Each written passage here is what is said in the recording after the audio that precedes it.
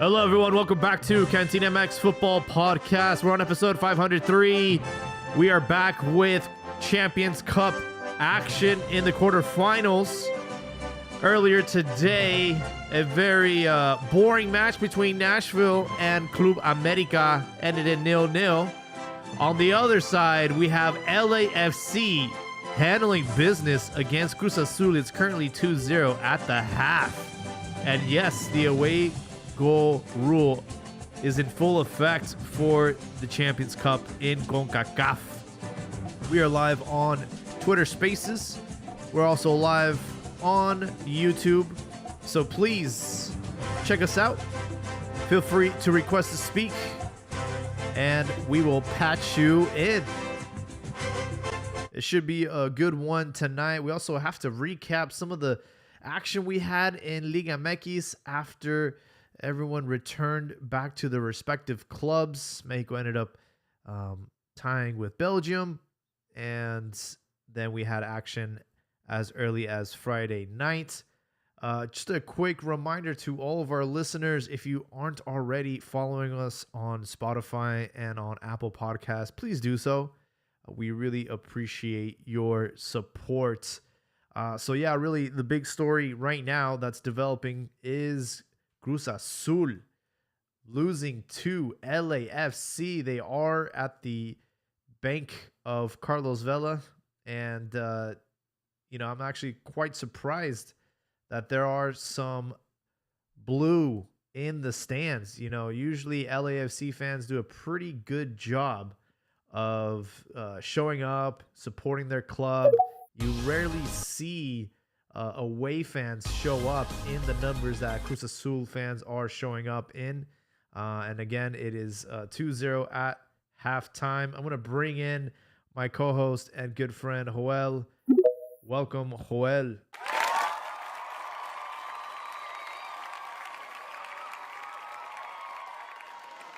Greetings, Jaime. How we doing, man? Not too surprised. I've gone to Cruz Azul games at the Home Depot and even the Coliseum, and LA has had a sizable Cruz Azul fan base. Yeah. Oh, yeah. LA, obviously, it's a melting pot for a lot of Mexicans and a lot of Chemos fans. And, yeah, they show up, man. They show up, and, we're about to start the second half here. But really, at least for these first two matches, Liga MX sides have not looked very good on the road. It's always a different story when they play back in Mexico. Yeah. So both Cruz Azul and America will have the opportunity to close out at home, and we've seen it in the round of 16 that was a huge factor. A lot of these teams can't handle the animosity that is Mexico City. Yeah, or just playing in Mexico, just making the trip across the border. Unfortunately, I haven't had access to the games, man. You gotta have Ron share his login for VIX Plus. No, Diaz shared it. I just haven't had opportunity to watch. Well, we'll keep everyone posted as this game develops. The second half just kicked off. Again, 2-0 LAFC over Cruz Azul. And speaking of the devil, we have our number one Cruz Azul fan, Abdias, joining us. Welcome, Abdias. Buenas putos, ¿cómo andamos? Doing good, man. You haven't been on for a couple episodes. I think the fans have missed you. Pues ya sabes, güey, ya llegó por quien lloraban, pero pues aquí estoy, ¿verdad? Cuando no estoy aquí andan muy pacíficos, amor y paz y quién sabe qué. No, güey, la cantina es para putazos. Entonces, ¿qué pedo? Te oí aquí, güey, estás hablando mierda de mi Cruz Azul. Pero no hay pedo, güey. Acuérdate, there's a home and there's an away. All right? So ahorita jugamos así. Honestly, I've been laughing my ass off. I've been I've been having a sidebar conversations. It's been off the chain. So I haven't been paying much attention to the first half. Pero neta, güey, no me asusta el AFC. Lo que sí me asusta, güey, es ese pinche Kimbop altote cabrón que tienen up top. And es el que nos vacunó, güey. Other than that, we'll see how it goes. Yeah, and Son ended up scoring as well, the South Korean international. And yeah, it's, you know, I think Cruz Azul are lucky that it's not 3-0. They've had a few chances squandered. There was that one donde le hicieron túnel a un centro donde there was just nobody there, where LAFC did miss a sitter. That would have made it 3-0. That penalty inside the box, that light push que hubo, that was another kind of polémico. Pero they mentioned it earlier in the broadcast. They said these games are different, man. Hay un poquito más de roce. They got a different vibe to them. Yep. You know, and if someone knows about a different vibe, it's America. Right, but you know, we'll talk about them shortly. It is not my place to talk about other people's failures. It was a weird weekend, right? A lot of upsets in Liga MX. Again, players returning to their respective clubs after the friendlies against Portugal and Belgium. But there was a lot of upsets, including Cruz Azul losing to Pachuca 2-1 on Saturday. What happened there? Pinche Kennedy, way. Like, honestly, we got to go to Houston and we have to play a game against Pachuca over there because Kennedy's fucking lethal. Right? So, you know, we'll just take him on a tour of the city. Wow. A ver qué pasa. What is he? Is he Colombian or Brazilian? Really? Yeah. Yeah, Brasileirao. And the thing is, way, you know what really happened? And it's something I want to talk about because we kind of talked about it a little bit when we were talking about El Tri, right? Last week we had that conversation, kind of how it is that things are going over there. And I don't know if we addressed it on air. I listened to the playback, and I don't think we did. And it's the question that La Volpe asked the head coach of Portugal, which was, hey, with the caliber of the players that you have, did you find that you were missing the shot from long range, right? The shot from outside the box. And he says, yeah, you know, in modern football, that's not really a thing anymore. You're right on the money. We were missing that. The caliber of our players should have been able to capitalize off of that. We did have a lot of space outside the box, yada, yada, yada, right? This week, overall, in all of Liga MX, you know what the difference maker was? A fucking rocket from outside the box. That's what made the difference in the Cruz Azul games, because it was two fucking rockets from outside the box from Kennedy that made them go in. So the proof is in the pudding, man. Like, we saw it at the national team level, and then that's what went wrong in the Cruz Azul match, because the Cruz Azul match, way, estuvo buena, it was back and forth, like, lo estaba viendo, güey, and I wasn't getting my shit pushed in, right? Like, it was a 1-1, I was happy with it, se sufrió, ¿verdad? Pero, güey, no me estaban metiendo toda la pinche muñeca en el culo. Like, I was still okay. Pero luego, pinche cañonazo desde afuera, y ya valió verga. Now, really quickly, what they're talking about right now, or what they mentioned earlier, was that match possibly could have cost Gudiño the starting position here at CONCACAF. Granted, Larca has been saying that the original plan is that he's going to rotate him, that he's going to be doing all of these things. Pero clearly, something happened. He shit the bed massively this weekend. A lot of teams shit the bed this weekend. We have joining us Rifalo. Welcome.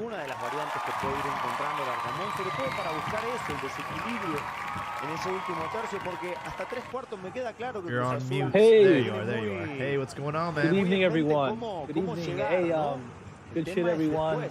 You know, these chamos are letting me down a little bit, man. You know, they're being outclassed by LA. And there's like a physical difference that I'm noticing. And it's apparent the Sun and a few other guys, man. Cruz Azul is getting hustled off the ball. It's not a good look. And, it's not fair to the fans that turned out, man, because I'm seeing it, it's mostly Cruz Azul fans, no? There's a sea of blue behind the goalkeeper, which is, again, I don't really watch MLS, but I know LAFC fans, like, they hold records for attendance and selling out every crowd, and it's always black and gold, so to see blue is really weird. Well, really quickly, because I lived in LA for some time and all these things. Realistically, when you talk to the people, there's only 3 teams within LA.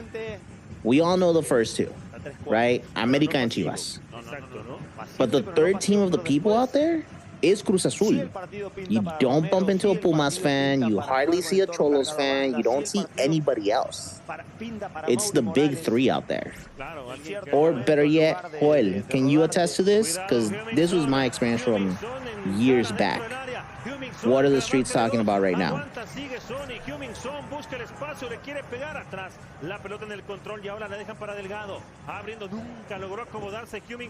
feel like Joel's out of tune with the streets. I feel entre lo tienen haciendo mandilón work or he's getting pegged. It's one of the 2.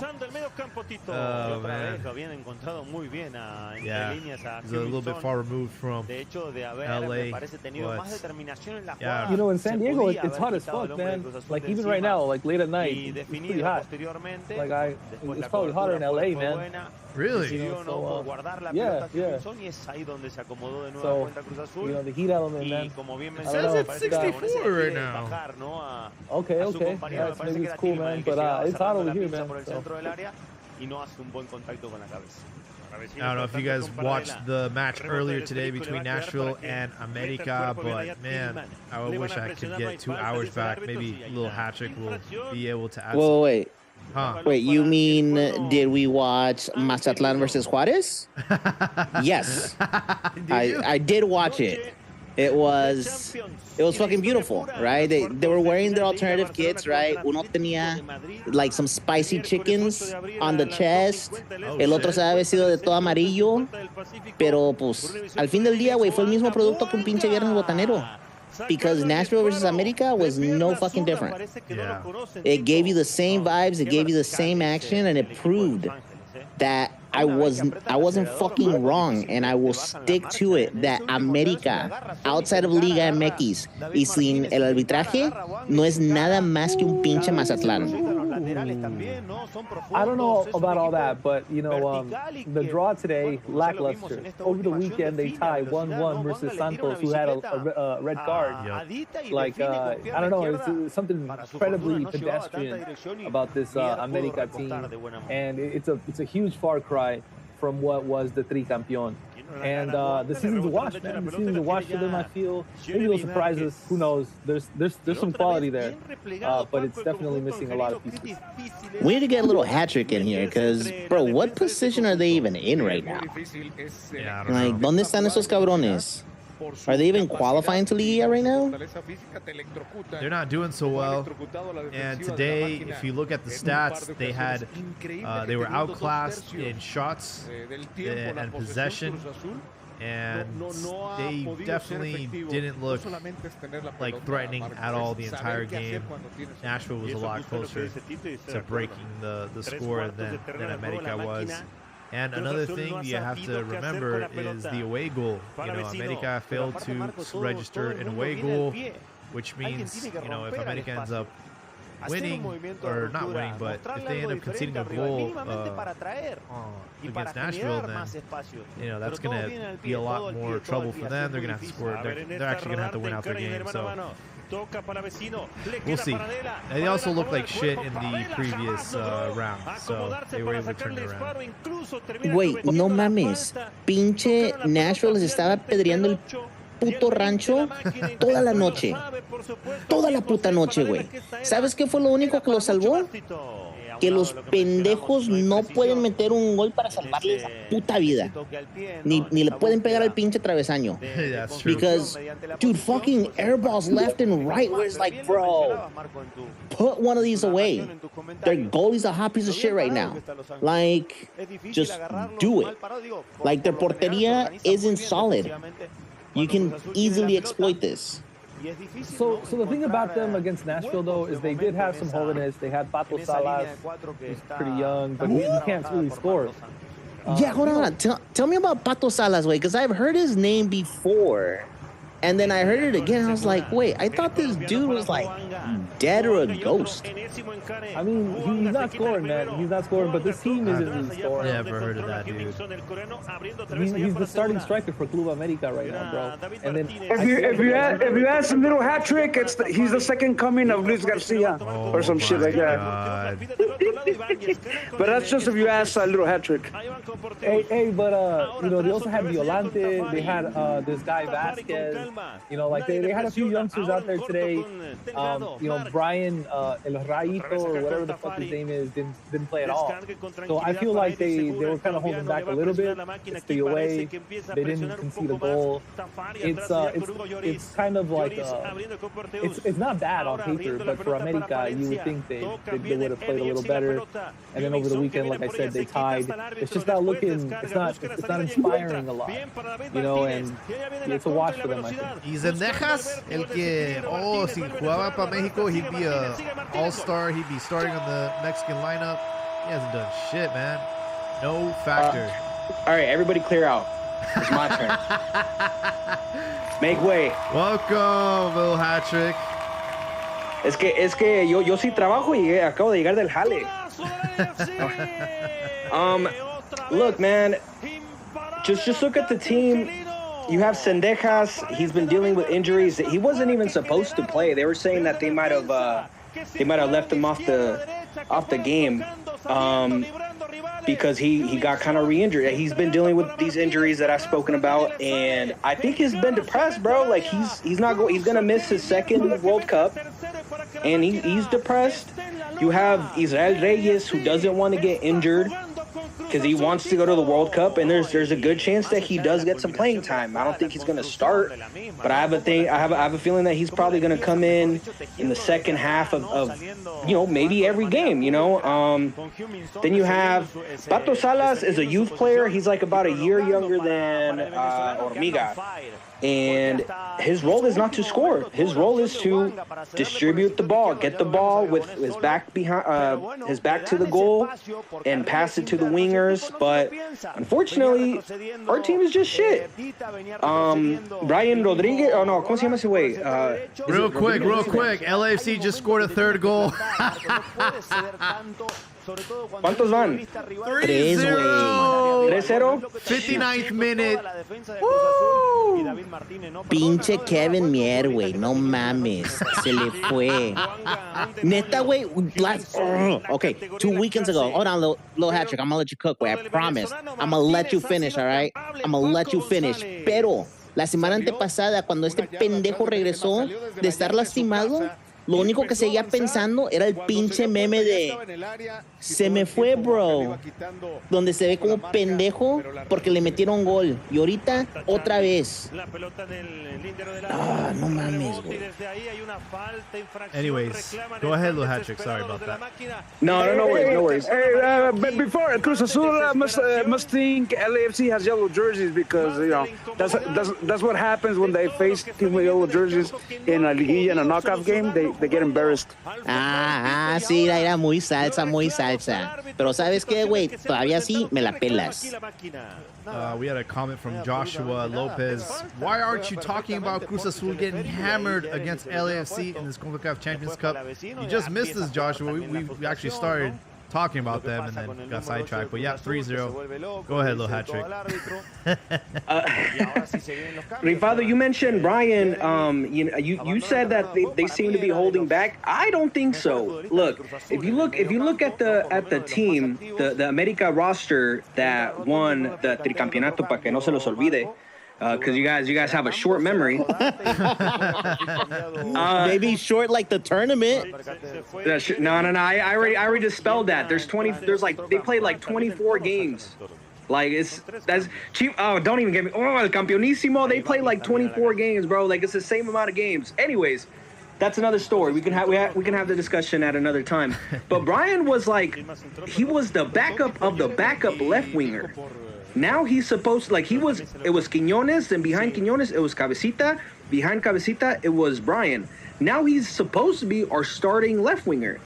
Like that just comes to show like how shit this roster is. I mean, bro, like if you look, if it used to be there's this famous picture where America was making some roster moves. They were subbing in some players, and it was like Henry, I think it was Diego Valdez or maybe Fidalgo and Quiñones. We don't have that no more. If you look, bro, if we look at our substitutes, we got el orejón ese güey de Cruz Azul, ¿cómo se llama? El que anotó. Diaz, you might know his name. Oh, I don't know. What the fuck is his name? Who is that? See, nobody knows who these people are. This is my... No, el orejón, el que le compraron a Cruz Azul. Memote. Por 5 pepinos, güey. Memote. No, así se llama. I don't know, but it's just a fucking scrub. He was getting called up to the national team. You guys were shitting on him, which I agree. But we just don't have. I mean, the quality of the roster is just not. It's hard to compete. Yes, and I think if you were to compare America's roster to Chivas right now, Chivas has a better roster. Yeah. Y dime, güey, ¿cuánto te duele decir eso? No me duele. ¿Por qué me va a doler? You know what's happening is the checks aren't clearing, and we're not hearing this anymore. Yep. We're not hearing those anymore, dude. No. I know you guys don't want to talk about that, bro. A ustedes les dan el tiempo hasta que anoten, hasta que empaten. I know, man. I'll be honest. Hey, yo, that is true. Y se lo regalaron, güey. No, bro. No. So I used to fight with like my Chivista homies. Because one time America got like, I don't know, they got like 8 minutes or something. Because it happens. I mean, I don't know if you guys noticed, in Liga MX over like the last 4 or 5 years, it just happens for whatever reason. I think it might have been after VAR. But he called it out. I was like, damn, hasta que no anote la América. So ever since then, me and another homie have been pointing it out. And you guys have no idea like how many times Chivas has scored in aggregate, and they get a lot of time, very often. Yeah, but there's also a little shit like wasting in Liga MX, dude. Like we're probably like the league with the least amount of exercise. If someone's out there with a stopwatch and calculated the amount of action that there is in the game versus the amount of stoppage there is in the game, because we fall for every little like tap on the shoulder, players go down. So, I mean, it's one of those things about the league that I hate, honestly. I hate the stop and go. It's not fluid. You're watching Champions League earlier today. Like, they don't, unless your leg's broken, they don't really call fouls. So, it's a different beast in Liga MX. Pues mira, como dice el Big Homie Chávez, eso. ¿Verdad? Porque aquí está el pedo, güey. Justamente después de la Copa del Mundo, vinieron con la mamada de el tiempo efectivo en el fútbol, right? And they did a study as to how much actual play time there is during an average Liga MX match. Bro, there was only like 40 minutes out of the entire 90. There was so much time wasting. So they decided that, ¿sabes qué, güey? No hay pedo. Vas a gastar 9 minutos en pendejadas. 9 minutos vamos a reponer. ¿Verdad? And that's the way it started going. And that's when it became...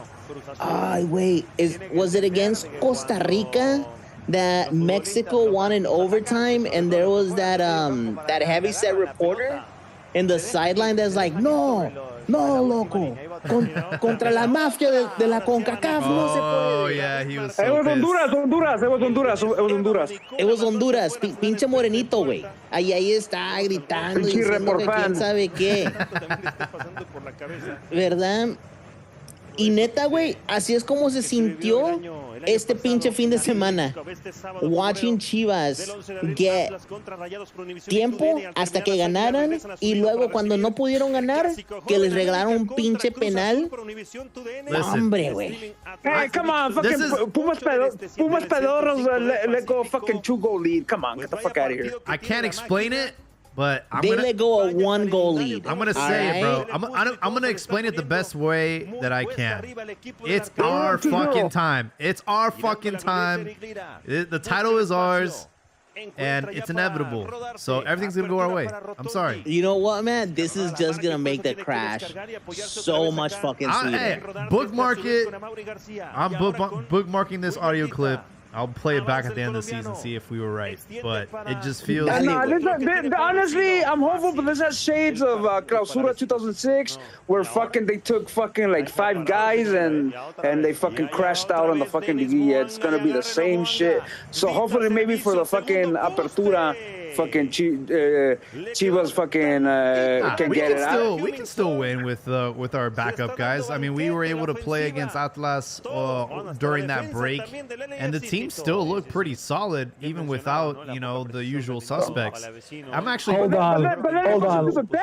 What killed Chivas in that final with Tigres was they didn't have the depth that Tigres had, and when you face a team like Tigres has depth. When you face teams like that, especially fucking in the semifinal and the final, it weighs on you, and that's what I fear is gonna happen.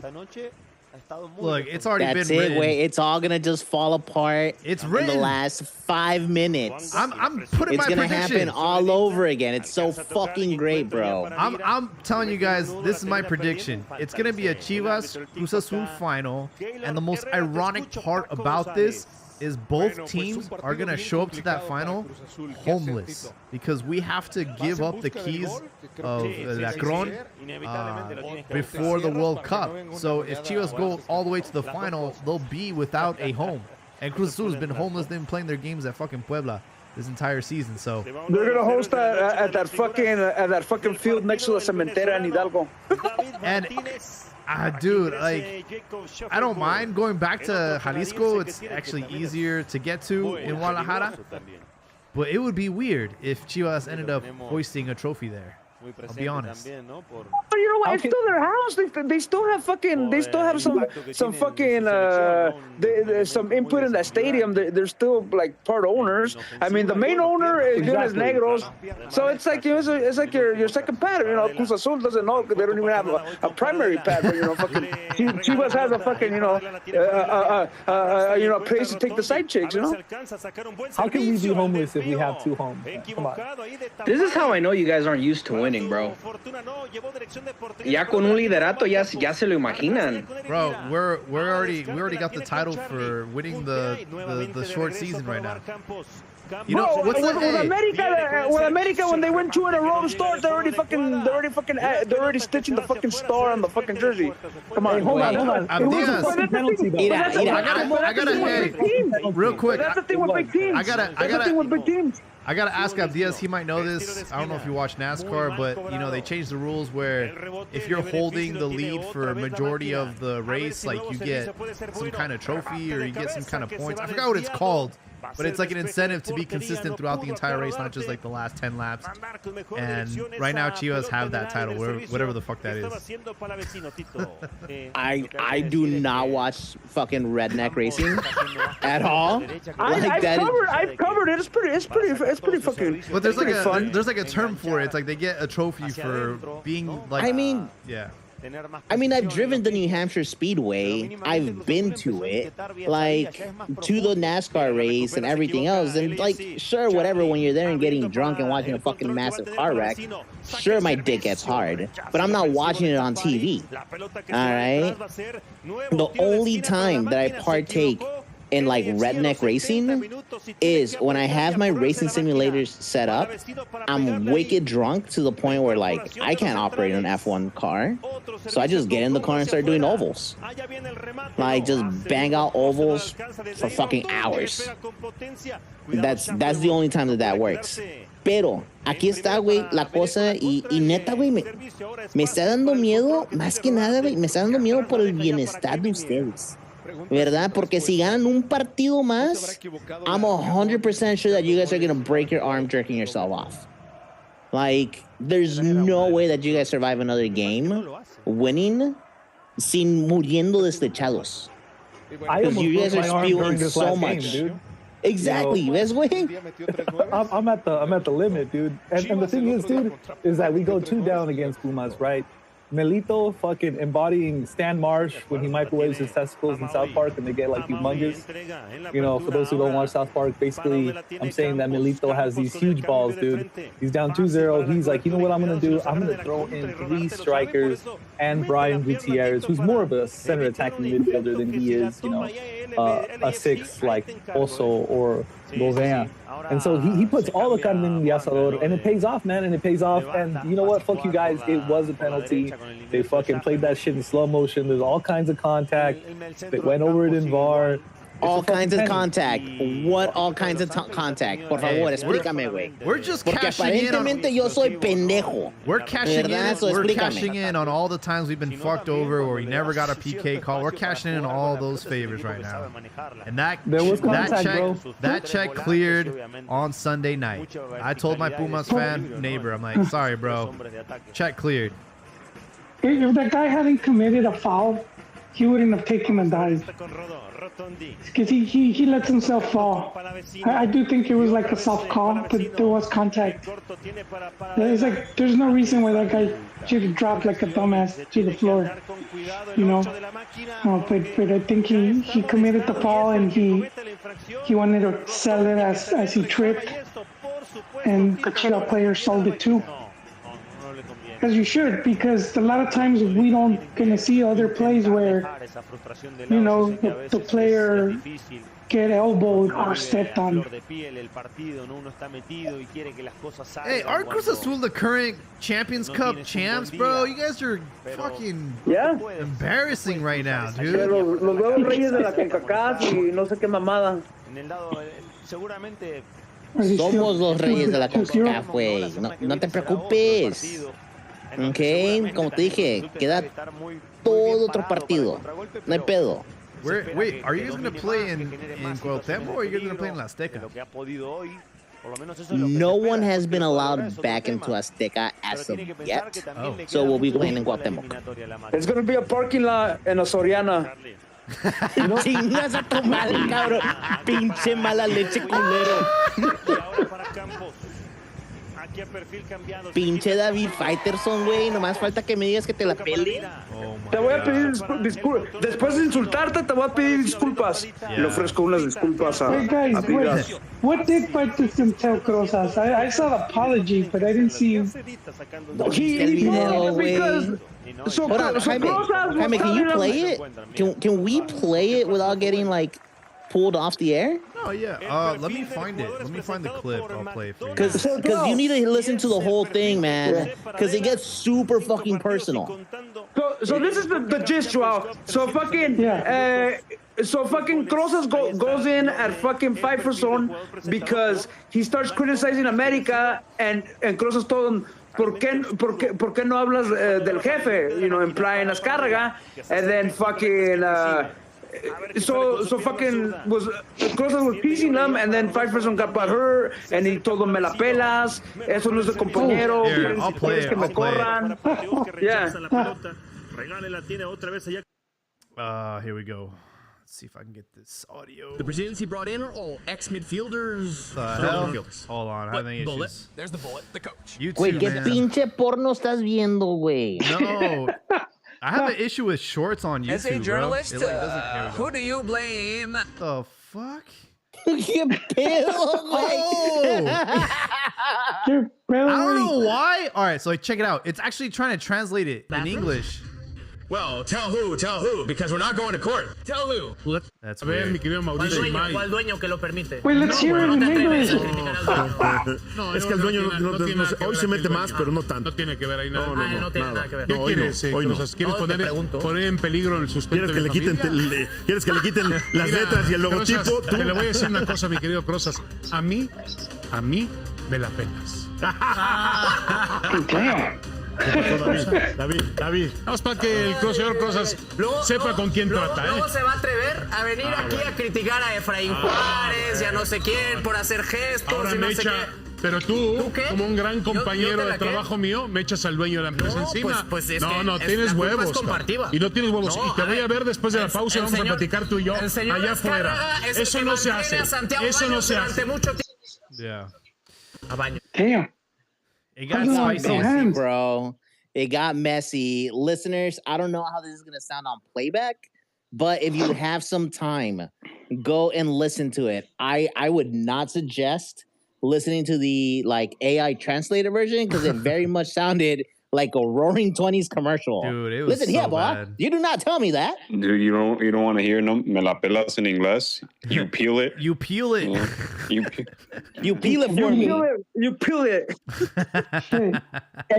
Hey, so like just for reference, Faitelson is 6'5", dude. He's a fucking giant. Yeah, I see Yeah, it. but he's an idiot, though. He's an idiot.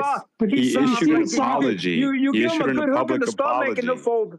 He's He issued an 6'5". apology. He's He looks shut bringing the memes onto himself in the same manner that the Cuauhtémoc shithousery in the comments. Every time he posts something, he brings it upon himself.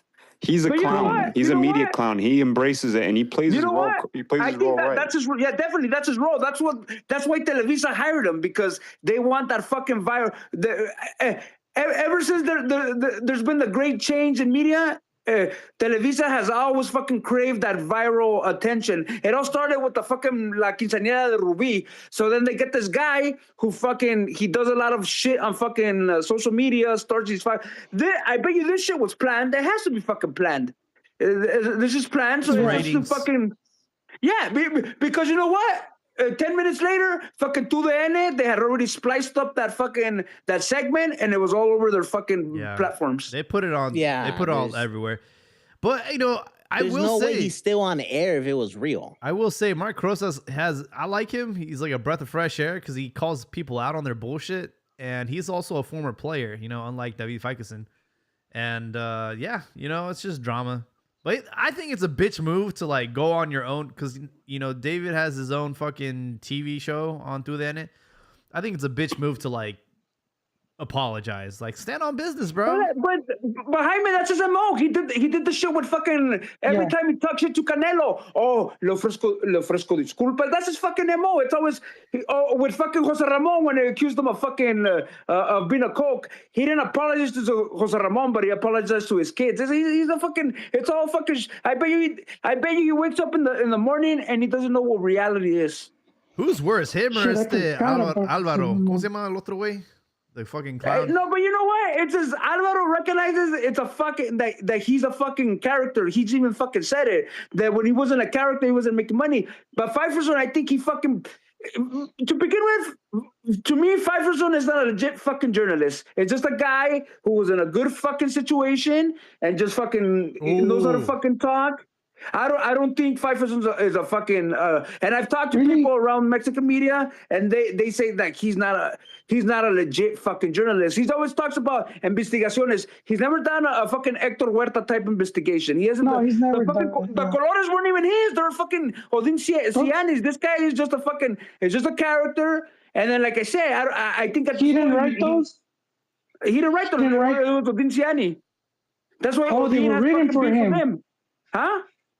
They were written for him. Odin wrote them for them. So Odin says that Pfeifferson used them for so many years and just kept it low pro until Odin went to fucking Jose Ramon and asked him for a raise and fucking told him that he was the one doing the fucking colores. So when Pfeifferson bounces from TV Azteca, Odin took over the colores, but they didn't work out because everybody associated the colores with fucking Faitelson. But the guy that wrote the guy that would actually go on location and fucking film and interview was fucking Odin, and then they would send the video to Faitelson in Mexico City, and fucking he would just do the narration. It's like the Orioles. They copy. I forgot the name. What you described is like they every artist on the planet. All these people have ghostwriters, and then they're just performers, man. He's a performer. Let's call it what it is. That's what it is. But it sucks that the OG dude got seen as the Temu version when he was the original one. A lot of people go uncredited. A lot of work goes uncredited. It's all the people do. But we have to give him his credit as well, man. He's a good orator. You know, and right now, this move against Rosas is a masterclass move. It's like, you know, be belligerent, be explosive, be controversial when you're called out on some serious shit. It's like he spent most of his career criticizing Televisa, Azcárraga, and now he's owned by him. The hypocrisy is astounding. Someone calls him out on it. Part of the stick. Their stick with Jose Ramon was to be the anti-Americanista, the anti-Azcárraga. It's part of the fucking stick. It was, and you know what, Jose Ramon? I'm gonna share this in the chat. Jose Ramon. There was an old school interview where they had the old school guys like Perro Bermudez, and Perro Bermudez fucking was talking shit about, confronting him, and Jose Ramon legit, he said, hay cosas que se dicen para informar y hay cosas se dicen para crear audiencia. So it's all been a fucking shtick. Yeah. How powerful is America to be like, who's talking shit? All right. Not America. Name your price. Name your price. We'll buy you. No, Televisa. You work for us now. I know, but as an association, it's America, bro. No, but people didn't think you gotta follow the paper trail, bro. Come on. Mira, güey. Yeah, but the club by Aquí está la itself pregunta, doesn't güey. have all that. Mira, aquí te la pongo bien fácil. Cuando tú rezas, güey, ¿le rezas a Junior o le rezas a Papi? ¿Cuál es? Es el mismo. Así de I'm simple. Catholic, so it's the same one. Ah, ¿y qué onda con la palomita buena onda? They're not because mira, güey. Blue America's not making decisions for Televisa of you know. Por eso, güey, Papi es el que hace las decisiones. Por eso no le estoy rezando a Junior, le estoy rezando a Papi. Entonces, so you're right, Televisa. They only own 51% of Club America. Yeah. They're only marginally the majority stakeholder. So like they sold almost half of it to a group, Atlantic something, gringos basically. Yeah. And so yeah. like, you know, it's not quite Televisa now. I mean, in the past, obviously not. But it's like, don't you guys think that it's like, it's the same thing like in any major sports, like people hate the Yankees, they hate the Red Sox, but exactly. To be honest, they always hate the evil empire. Baseball is better when the Yankees are better. Baseball is better when the Red Sox are better, and they're better when they're meeting in the playoffs. And as much as it pains me to say it for all the dirty chilangos that I know in Mexico City that are America fans, but when America is good, there's like the evil empire, and that's good for like the drama in Liga MX. If it's fucking, I don't know, Pachuca leading the table, who the fuck is a Pachuca fan? Hey, Pachuca's a pueblo mágico. Don't talk shit about Pachuca. Well, America's good all the time, bro. El Ranchuca. Yeah, no, honestly, it goes with the big teams in the NBA. You see it with the Celtics, you see it with the Lakers. In the NFL, you see it with the Cowboys. The Cowboys in America are practically the same in terms of popularity and hate. Even when they're bad, people like to fucking hate on them. Stephen A. Smith made a fucking career about hating on the fucking Cowboys. Just like fucking Faitelson and fucking Jose Ramon made a career hating on America. It's just these fucking teams, there's teams that are fucking, you know, For you Chiva Hermano historians, what was the last time that America and Chivas were like legit in the same like league and the same like temporada and met in la liguilla? Wait, they met in the liguilla? Yeah, I'm saying like, what is the last time the Chivas and America were like both? It wasn't that long ago. 3 years ago. It wasn't 3 years ago. It wasn't too long ago. It was 3 years ago. Yeah. 3 years ago. Yeah. No, but look, at the Sporting News, Chivas gave us traffic, but the king of traffic was America.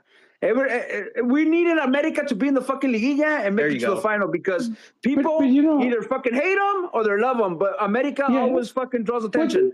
Well, just on the Fighters and Jose Ramon, they're the reason why everyone has the whole Televisa, because no other team is associated as much to the company that owns them. Nobody really talks about FEMSA or Cemex. Even Chivas hermanos don't really gonna say about OmniLife, you know? So where it's like, and I mean to the point of you don't know what the company's doing.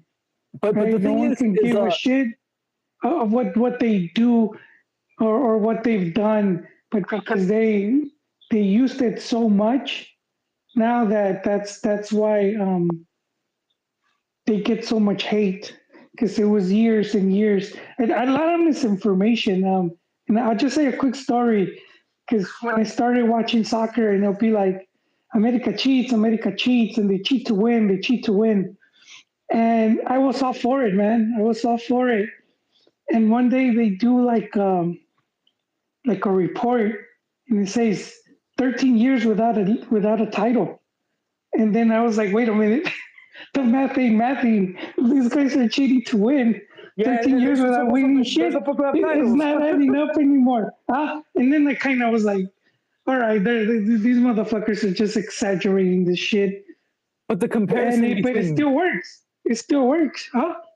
I just want to push back on the comparison between Pemex and Televisa. Like, I don't think it works because Cemex. Or like these companies, because they're not media conglomerates like Televisa is, whose sole purpose is to make noise, to generate like noise, right? And so like they really add to the Odia de Mas, man. And so like, you know, they're part of the problem is what I'm trying to say. And the comparison doesn't work to these other things because their objective is to make noise, is to even give out disinformation. We were just talking about Jose Ramon and the shticks. You know, like that's what America's built.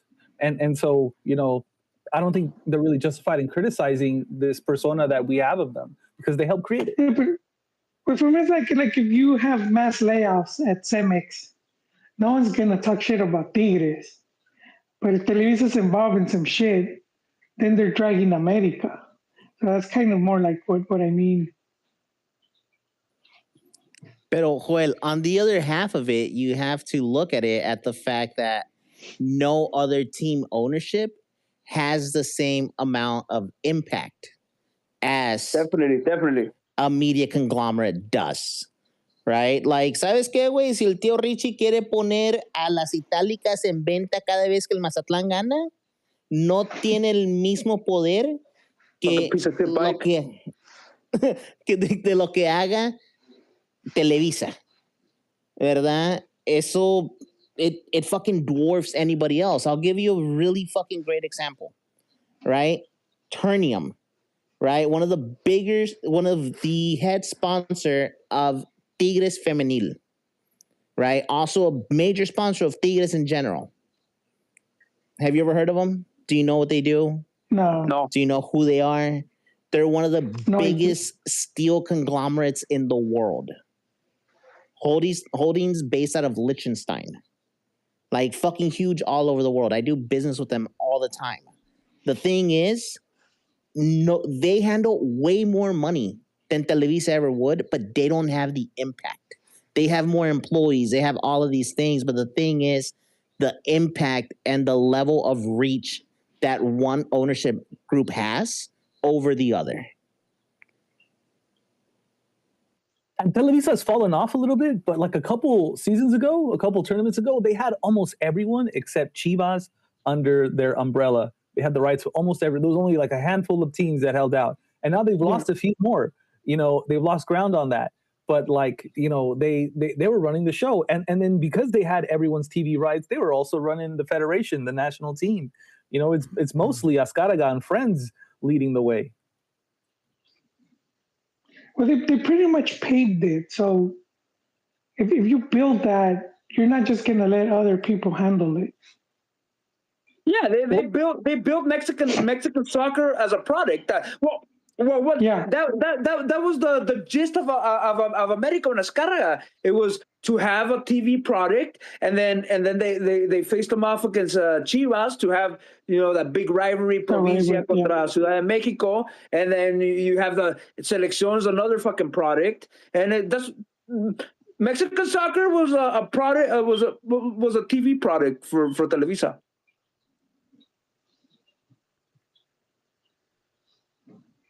It's currently 3-0 still. LAFC trying to hold on to this lead with about 3 minutes of stoppage. Go ahead. What do you guys think is more profitable for Televisa right now?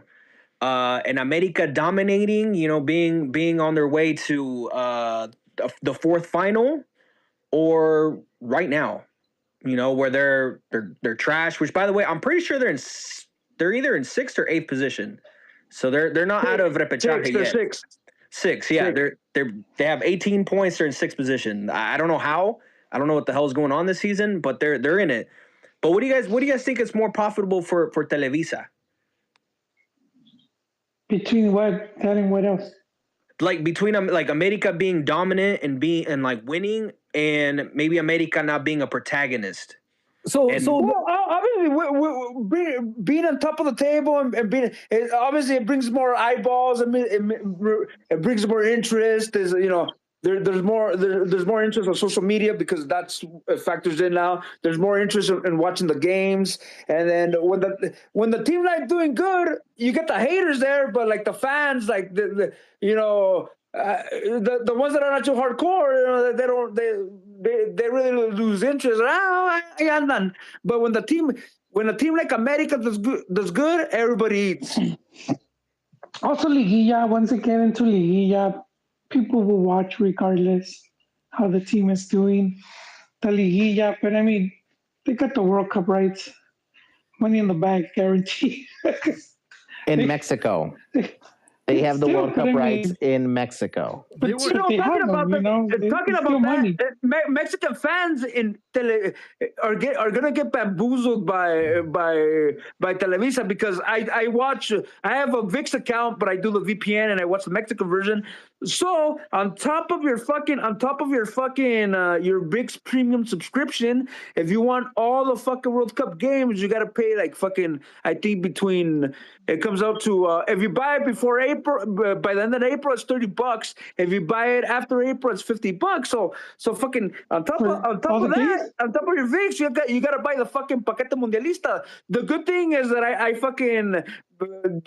get fucking Walmart Plus, so I get Peacock and I can watch them for fucking on the clock. But in Mexico, do you know if in Mexico is this the first time you have to pay to watch? Wait, hold on. Is this the first time in Mex that you have to pay to watch other games? No, pretty much streaming wise, yes. Because it's fucking 124 games or some shit like that. Because I remember in Qatar, I watched them on the VPN, and I was able to watch all the fucking games without a special package. No, but if you're in Mex, you just have your regular TV. Are you able to watch these or just some of them? But Joel, in Mexico, I remember since the 90s, nunca les muestran todo el mundial. They'll throw them the Mexico games on free TV. They'll get the Mexico games, and maybe they'll get one or two good highlight matches, and then cuartos de final. But I remember since the 90s, it was either fucking cable, and then in 2002, it wasn't even fucking cable. It was you had to have DirecTV, and then fucking DirecTV, they fucking or fucking Sky. And then now it's gonna be it's streaming. So those days of since I remember like mid-94, I remember we had to fucking wait to watch the non-Mexico games. We had to wait like fucking half an hour to watch them on free TV. It's just Mexico. When it comes to the entire fucking World Cup, it's been a long time since Mexico has offered all the games. It's not the United States. I remember during the Confederations Cup, I was in Mexico, and I was trying to watch when they got to the next round, And you either, if you wanted to watch it for free, you had to wait until the game was over and watch it on replay, or you had to have a satellite subscription to watch it in real time. Oh, wait, which Confederations Cup, bro? 2005. Because there's a lot. Oh, damn. Yeah, Shit, man. Even with boxing, like I've said it a bunch of times, a lot of people did not see, weren't able to see more people saw Chavez in the United States than they did in Mexico because they would show, you have to have satellite or cable to watch the fucking fights. If not, you have to wait a whole week. You had to wait a whole week to watch his fights, and that's why Mexican boxing almost died in Mexico because it wasn't on free TV. It wasn't until. Yeah, it wasn't until fucking Azteca got behind Chavez Jr. and Televisa got behind Canelo that fucking that boxing re-entered the Mexican mainstream. But that's been the case. It's you either got if you got fucking si te va bien, tienes cable, tienes Sky, or ahora tienes Big Premium. You've got these towns that are like up there in the mountains or the outskirts, and they don't have my mom's pueblo is Ixtlán. My mom's pueblo in Ixtlán, in La Barca, in Michoacán, Ixtlán. I mean, the pueblo is Ixtlán. It's like a valley, so you need a huevo tienes que tener cable, but so people are so poor they just don't know about TV. Shit. Wait, well the thing's about to drop. What's it called? The what? The Musk, the internet, the Elon Musk internet. What's Starlink? it called? Oh, the fucking SpaceX. No, Starlink. not the SpaceX. The Starlink. The Starlink, bro. That's you could be in the middle of the fucking desert, and if you have that shit, that's why they're gonna. I don't know how much. No, well, 100, like 90. I think it was like 90 or 100 a month. I know the equipment's expensive, but I don't know how the plan works. No, my friend told me that he went to Tepito once, and that they were selling internet for the year, but they said, hey, Tepito. Si está interesado, hablamos. Si no pierda su tiempo. Y no hay pruebas. Wait, do you know if back then, if they did for Liguilla, if it was a closed circuit?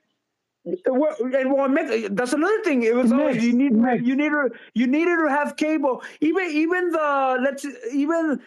I was in TJ for la final de Chivas Tigres, the 2017. Either you fucking had to have fucking cable or fucking Chivas TV because they were not showing it live on TV. That's foul, because man, I used to before when they right here, because way back when here you would just get 1 or 2 games in Univision. And then Telemundo would show random games, from anywhere. But they were like, that's it, man. That's what it used to be. Because in Mexico, realistically, open air, all that you had 3 channels which you could watch soccer, right? You had Canal de las Estrellas, you had Canal 5, and you had Azteca. The 2 Azteca, 13 y 7. Ya. 13 y 7. Eran el único lugar que podías ver fútbol. Y entre esos 4 partidos, y se chingó. Shit. Yeah, dude. But let's say you wanted to watch a Saturday night Atlas game. If you weren't in Guadalajara, you had to have in Mexico. You had to have a fucking cable. Now, really quickly, just to bring it right back to where we started, my question is, because last time that I was in Mexico, I saw the exact same commercials. Most of all, Albert, who's the guy that they have doing the commercial, pero se ve bien mariposón el cabrón? Oh, Cristian Castro. Cristian Castro, güey, con un pinche Komodo y un perrito, no, güey. Amarra tu plan. Mariposón, pero no, hombre, güey, de primera. ¿Sabes qué, güey? Lo ves y de volada sabes que le truena la reversa a ese cabrón. Wow. Like, no mames. Entonces, I saw those commercials and I was like, wait, have you really fallen that low? O nomás así de joto eres. ¿Cuál es? Like, no hay pedo, ¿verdad? Nomás quiero saber cuánta dignidad has perdido. Pero aquí está mi pregunta, ¿verdad? Since, we're fuck it. We're foreigners traveling into Mexico or using VPNs. Will our U.S. package grant us access to that? Because technically, we're already paying the premium price. We have the U.S. subscription. No, it won't, because it will be through another gateway. No mames, güey. Entonces, si me toca viajar a donde sea en Latinoamérica, me van a meter la pipa. Hey, but you can watch it on the cock, bro. Yeah, you can watch it on the cock. On the what? Sí, güey, pero me siento todavía más joto que aquel otro cabrón. On Peacock. Oh my God, bro. Mira, güey, don't get me started on the fact that I want to see your Peacock, all right? Like, it's a wild time out here. I like that's what they call. That's what they used to call it in the pro wrestling community. It still is. No, WWE left Peacock last year, but they used to say, it's gonna be on the cock. It's still the cock, bro. Like, trust me. That? Nobody says that, bro. When I'm jonesing for some soccer, I instantly get on the cock. Bro. Like, when I'm jonesing for WrestleMania is gonna be on the cock. I need that cock. No. Yeah, I'm gonna show you. Yeah, it's bro. No, I'm serious. I'm serious. That was the internet wrestling community. It's gonna be on the cock, in a sarcastic way. Oh, man, you guys just making shit up now. I often heard it referred to as the cack. I'm gonna find some audio. I'm gonna find fucking audio. Watch, bro. Listen to Bodega Boys. Listen to Bodega Boys, and they're constantly referring to it as the cack. Bro, it's like only on the cack. I know boomers are getting tricked right now with AI, so you know. Look out for your boomers, bro. Bro, look out for your subscription to the CAC. That's what you got to be careful for. Yeah, bro. Because if your girl finds it, there's gonna be a lot of questions. Who's gonna be on the cock this? Who's gonna be on the cock this summer? That's what I want to know. I get it for free because of my internet, but I've never ever heard it being called that before, bro. You guys are. Bro, what are you doing with your internet provider? You guys are tripping, dog.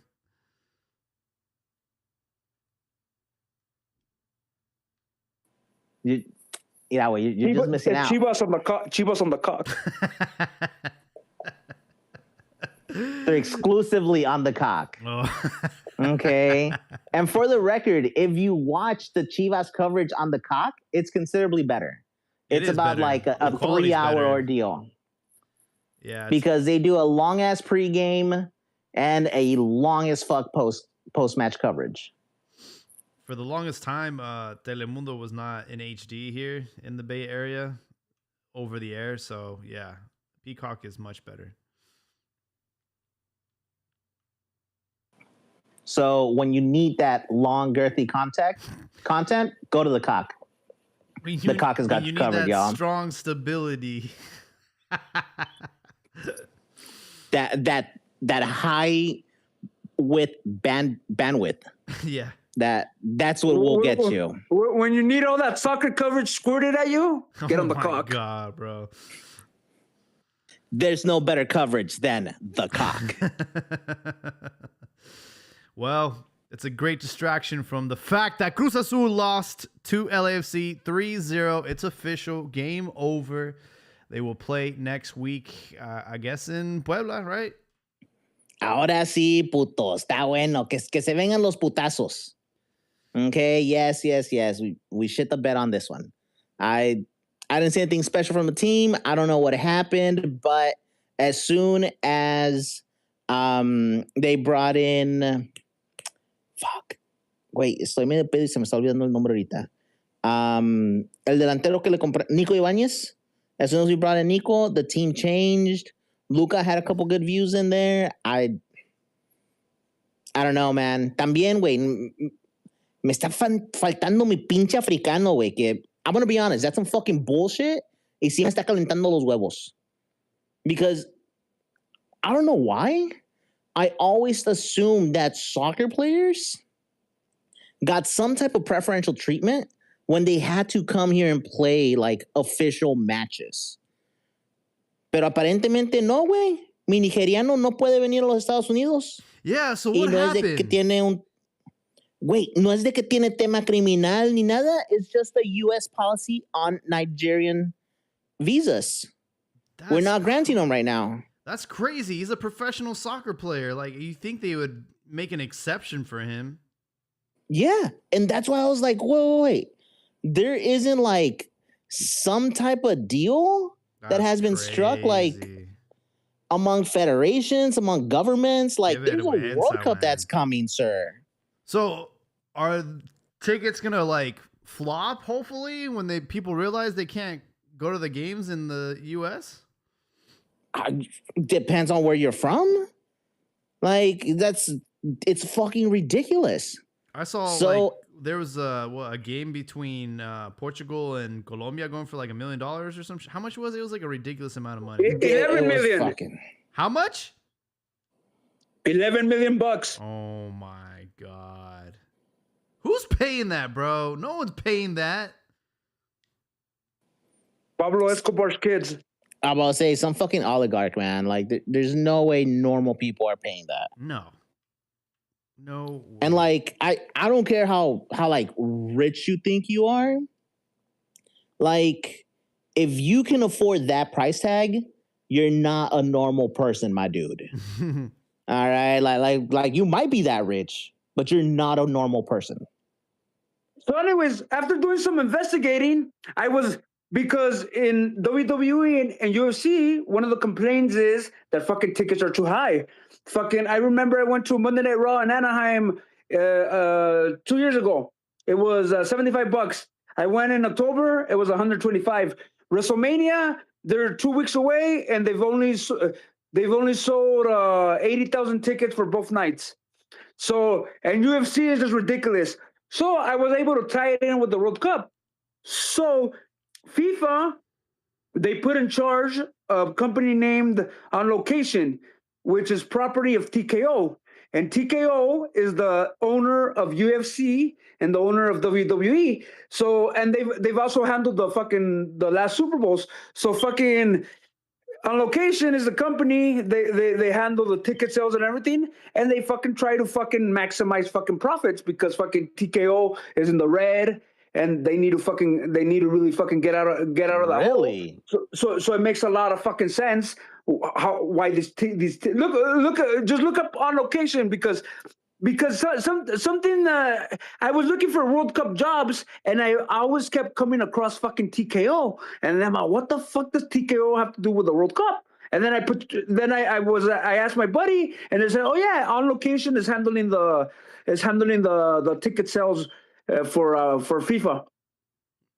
Oh, really? So it makes a lot of fucking sense because they're TKO is in the fucking red, and they're fucking squeezing out fucking WWE fans and UFC fans, and it makes sense that they're fucking squeezing out fucking soccer fans. Pero espérate, güey. No mames, güey. Lo dijiste dos veces, and I just want to make sure. TKO in the red, even after the Paramount deal. Well, Dick, how much you think they paid for fucking UFC and fucking WWE? Güey, Paramount pagó un putazo, güey, por UFC. It was a lot. Por los derechos y todo lo demás. UFC and WWE were cheap. Sí, güey, pero tienes el contrato con Netflix. Ah, bueno, ya se fueron de Peacock, ¿verdad? Ya no están en el COP. Still tienes el contrato con Netflix, tienes el contrato con... TK paid a lot of fucking money. That's why they've been fucking squeezing the fucking fans because they maximize fucking profits. Like last year, one of the not Ari the owner, but the guy in charge of he's in charge of the business side. He said that they needed to bring the WWE price point up to fucking the UFC price point. So they obviously they're gonna fucking squeeze out everybody. But the thing about them still being in the fucking red and trying to fucking recoup their fucking money and their investments, it's fucking real. Damn. That's wild, bro. I thought they were like financially solvent once like after the Paramount deal went through because that was record breaking. That was they spent a lot of fucking money. They spent a lot of fucking money on both fucking properties. También, güey, espérame, porque me estoy encabronando, güey. No me ningunees a la pinche AAA, ¿ok? Porque también compraron la AAA. Oh, también, güey, también la compraron. Aunque la compraron por $2, pero la compraron, güey. No, ves, güey, y aquí vienes a ningunear a la AAA. No mames. No, the thing with AAA, they bought the licensing, they bought the company, but there's only 2 wrestlers under WWE contracts, so the rest of the guys get paid in pesos.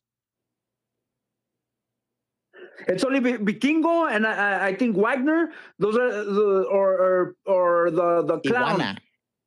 Or maybe Iguana, yeah. It's only like 2 or 3 guys that have WWE contracts. Everybody else gets paid in pesos. So es Psycho Clown, es Mr. Iguana, es el Dr. Wagner Jr. Bro, what the o el fuck are you hijo guys de Dr. talking Wagner about? Jr. Y Vikingo. también el hijo del Vikingo. Y'all Yeah, lost maybe me. 2 or 3 of those 4 guys have WWE contracts. The rest are fucking get paid in pesos. Mira, Jaime, ahorita, güey, están hablando los de barrio y los que saben de Dragon Ball Z. Entonces, Bro, calladito, But anyway, mijo, te I ves más suggest bonito. everybody look into TKO and On Location and see what their modus operandi is. That's wild, bro. Thank you for sharing that. El Más Sabio with tomorrow's news today. Well, folks, the first 2 Champions Cup matches have terminated today. We have more action tomorrow, if I'm not mistaken, between Toluca and LA Galaxy and Tigres versus Seattle. I have a feeling that they're more or less going to go the same way these first 2 legs went. Probably be advantage to Seattle and LA Galaxy. But who knows? Who knows?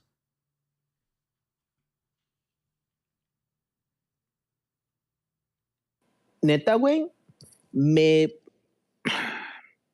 da miedo una final en Seattle for any team from Liga MX that goes play there. Why? And wait, I say it all the time.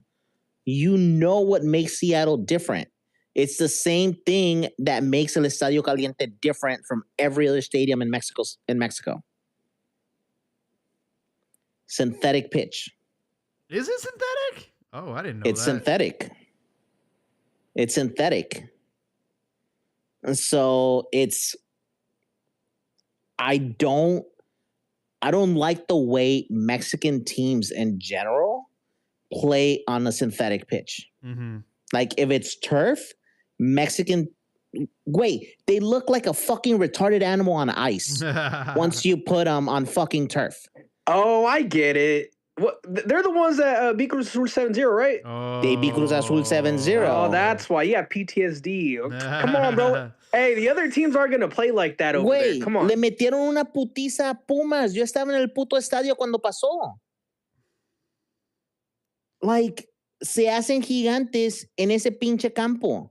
Ahora, no es de que esté pendejo ni que I'm talking out of my ass. Look at the numbers that Cholos has at home. They can be sucking dick all tournament, but when they go back home, they defend that bitch like no other. When teams step into that stadium, they look fucking amateurish. Parecen equipos de segunda. Coincidence?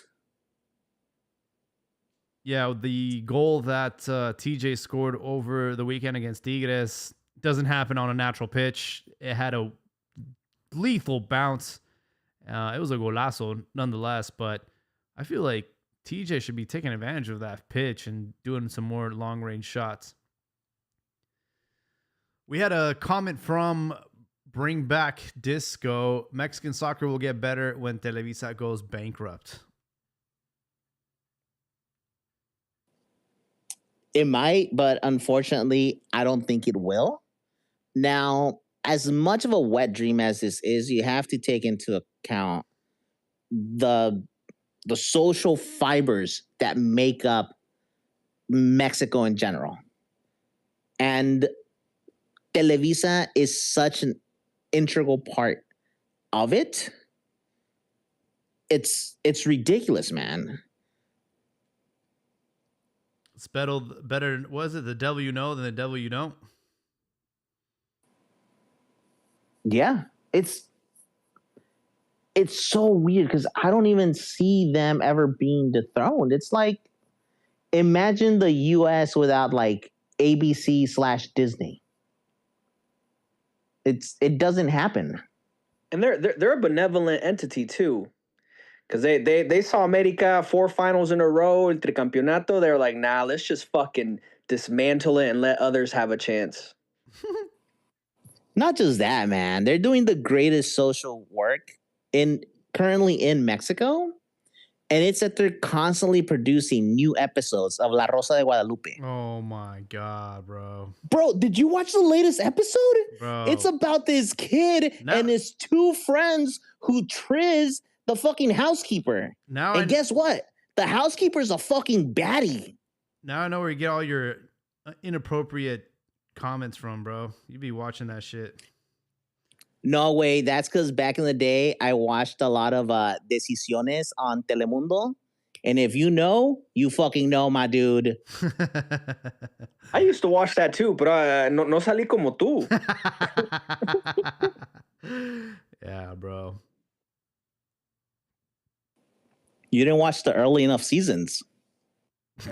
Oh, you know what? And going back on the TKO, I forgot to mention that Ari Emanuel, the president, the CEO, the owner of TKO, he has a friendly relationship with Donald Trump.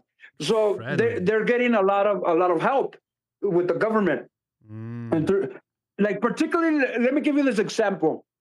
So TKO, they started this boxing company. It was part of the Paramount Sufa Boxing. So in boxing, there was something called the Ali Act to protect boxers and from the entities and promoters. A promoter can't be a ranking entity. That's one of the things. So then, Dana White and fucking TKO, they wanna fucking take over boxing and shit. So they started lobbying to reform the Ali Act, and it makes a lot of sense. They have like I said, Ari and Dana, they have a lot of influence with Trump and the American government. So a lot of I'm pretty sure a lot of things are favoring them. Politicking. Yeah, I did hear quite a bit of rumors about that. Not even rumors, rumblings about that happening in the background as of right now. I believe they're still lobbying about it, or is it already going up for vote? I think it passed the House, and it's going up to the Senate. Yeah, there's a lot of momentum around it. It already passed, but it's just that the fucking that Ari and fucking and Dana, they're using their clout with the fucking Trump administration. And have you seen UFC has been the sport of choice for MAGA and for Trump. They've used it as a vehicle to promote their fucking garbage. Pues a huevo, way. I hear that they're gonna be fighting puppies in the front yard of the White House. What? But instead of puppies, they're using actual human beings. No, and it's funny because everybody thought, wow, they're gonna fucking bring John Jones. They're gonna bring they're gonna fucking bring fucking McGregor. Nah, UFC's not stupid. UFC's not gonna fucking. It's coming out of their pocket, so they're not gonna give fucking McGregor for fucking if they're not gonna fucking charge fucking $1 million a season. No, that's why they just put in that Spanish guy Topuria. And it's an okay card, but it wasn't the fucking 7 fucking championship fight card that Trump promised. Did they already announce that card? Yeah. It's the main card is Topuria versus the Mexican white boy Gache or some shit like that. That's it. And the rest of the card it's a solid card, but it's not the fucking 7 fucking title fight fucking card that fucking Trump and other people thought it was gonna be. It's just it's a good fucking card. I don't even think it's a numbered card. Maybe it's a UFC fight night, something like that. Damn, bro. And UFC not charging. Dana said that they have to invest money because they gotta build a fucking arena on the lawn. And that's just gonna be for VIPs and government fucking people, whatever. So at the Lincoln Memorial or some fucking park is where they're gonna have fucking like a FIFA, like the FIFA Fan Fest for the fucking fans, which is I think it's gonna be around, I said 80,000 fans, and it's for free. I don't think that sounds like such a bad idea. It is. It's a fucking mamala. But Ari and fucking Dana, they're playing along with fucking Trump because somewhere or another they're getting favored. Wait, but primero antes que nada, first off, I'm disappointed that they're not doing it with puppies. All right, let's just start off there. That would have been a much better show. No, they should. I'm surprised they didn't do it with kids in the ICE detention centers. Neta, wait, that's what I was thinking. Wow. Fight it out, putos. ¿Quién se queda y quién se va? Pero segundo, way, like, this fan base, right? So what's going to happen when you have them all bunched together in a tight little space y se van a poner bien mamados y van a ver a otros simios partirse la madre en televisión? But honestly, I don't think they're gonna draw the fucking 80,000 fans that are gonna fucking for one thing, UFC has become real watered down. They don't. You look at a card from 2015 when they had the Diaz brothers, they had the Anderson Silva, they had fucking John Jones, they had fucking they had fucking Rashad Evans, they had fucking the fucking GSP star power. They don't have fucking star power now. It's McGregor and John Jones are the only fucking like mega names they still have, and John Jones is hurt. He can't fight. He wasn't considered for this card. And McGregor, they're not gonna give him away for free. So I mean, and if you look at the rest, they don't have a lot of UFC has fallen. The cupboard has gotten a little empty, and they just rely on the UFC name now. That's what they do. Pues a huevo, they have to compete against Combate Americas now. The elite of the elite. They fucking interviewed me, and then it took them fucking 3 months to tell me, they weren't gonna hire me. Fuck them. Bro, Combate Americas is such a hot piece of shit product. Hey, if you watch that, Combate America is pretty bad. I mean, it's just the fact that they had the fucking lead in from Liga Mexicana on fucking on Univision, and they couldn't build off it. And it's not a good product. Now they fucking ended up on Estrella TV with fucking Don Cheto, so that shows you what type of product it is. On Estrella TV, no mames. Yeah, no, and then you know what they're doing to get some clout on social media. I don't know. Are you guys familiar with Foods Gone Wild? That page, the Mamala page, Foods Gone Wild. Yeah, fucking love that page. Okay, so what they do is Foods Gone Wild. They wanted to get into it's not celebrity boxing, but just having fucking community guys, fucking the vatos just fucking fight. So they wanted to do some shit with boxing. Golden Boy said Golden Boy wasn't interested, so they went into MMA. So I think last month they held their first fucking. In the Combate America arena, they held their first battles fucking card where it was just fucking random people fucking fighting. Are you telling me that they're trying to do a Loud and Rowdy? Like something like bum fight, some shit like that. Yeah. Oh my god, bum fight. Yeah, and that's because they want that fucking crowd. They want it's because their actual product is not good. They ended up with fucking, like I said, they ended up with fucking Don Cheto. Come on. They were on BN and then Univision, and like I said, they would get fucking after Liguilla matches, they would get fucking solid fucking lead-ins, but just the product isn't good. So they ended up on fucking they share a fucking house with Don Cheto.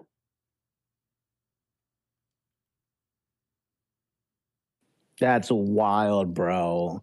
Yo, okay, really quickly, just to try to tie it in, I think it might not be Loud and Rowdy.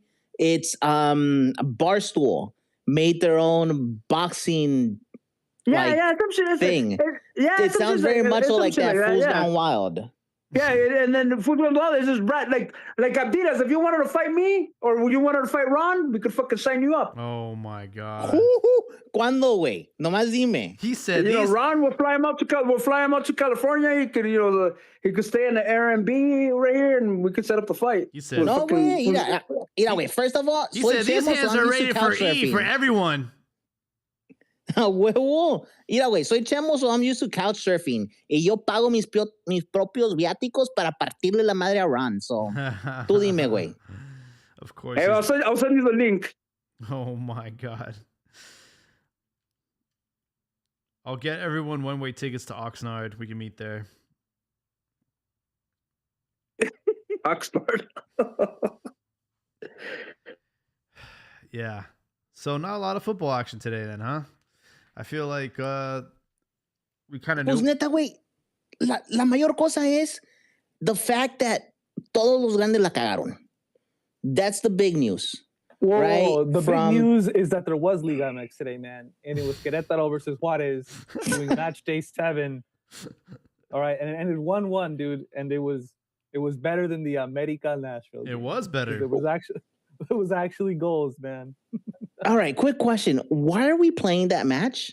What are they making up? Like, are they just trying to get ahead of the game? I think it's a makeup match, right? Because they canceled It's a makeup match. It was canceled. Remember there were the desmadres with the narcos and shit like that? It was one of the matches that was canceled. It was that weekend where they asked everyone to stay home. So they. You mean when Mexico was doing Mexican things? Yeah. So then they decided to postpone that game. Hey, do you think we're gonna see Mexican things during the World Cup? Nah. I think we're gonna see American things, bro. Unfortunately. I hope and don't hope so. Hey, I'm staying away from fucking FanFest. I'm not going to no fucking FanFest. I'll tell you that. I don't have any around me, but yeah, man. Honestly, you know what's the biggest deal about the FanFest and the thing that makes me a little bit hesitant about going to such events is the fact that every major city is complaining about lack of funding for it. How they don't have enough money for security, how they don't have all of these things. So therefore, what's going to be the experience? And when your number one concern is a lack of funding for security, why the fuck are you even still holding it? In LA, it's gonna be like a roving party. So there's gonna be a Union Station in downtown, then Long Beach, and I think they're gonna throw over there where Joel lives. I think there's gonna be one. There's gonna be one in Pomona. So it's gonna be across the county. So it's not gonna be one area, but yeah, it's particular in LA since there's gonna be various venues. It's like how is the security gonna work?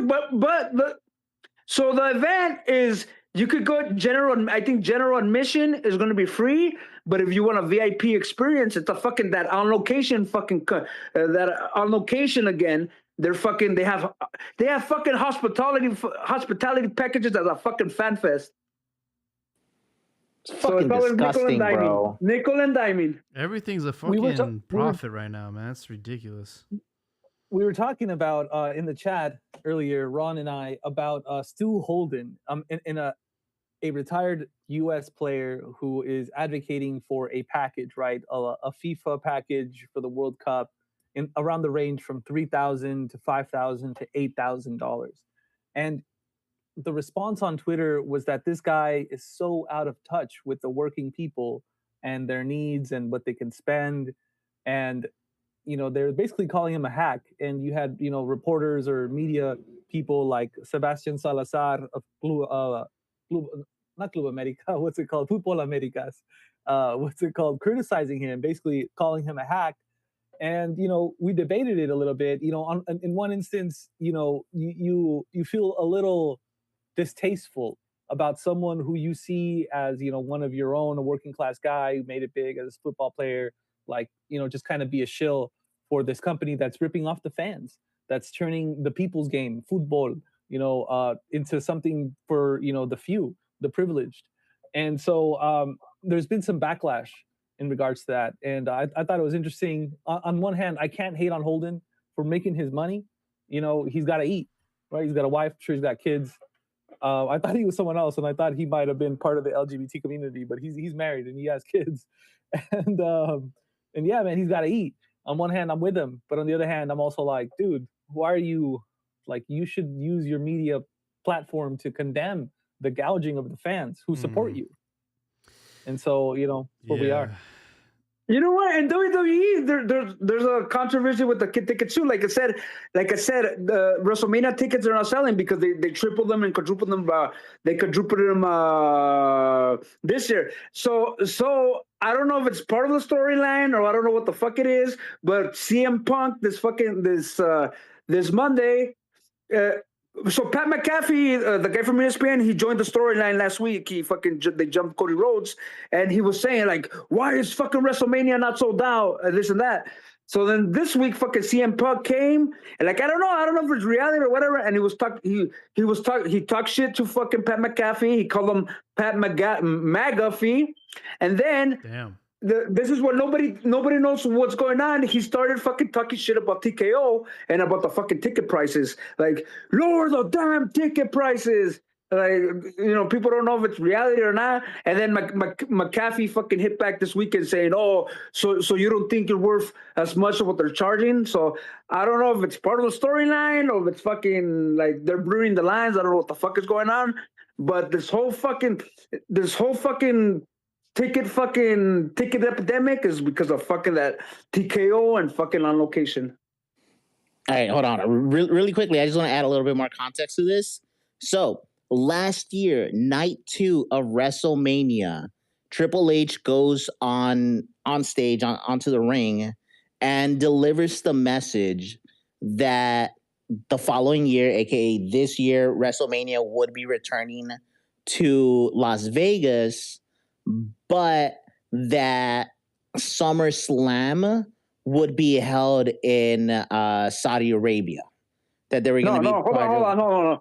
No, you got it wrong. Last year, and this goes with how fucking money hungry TKO is.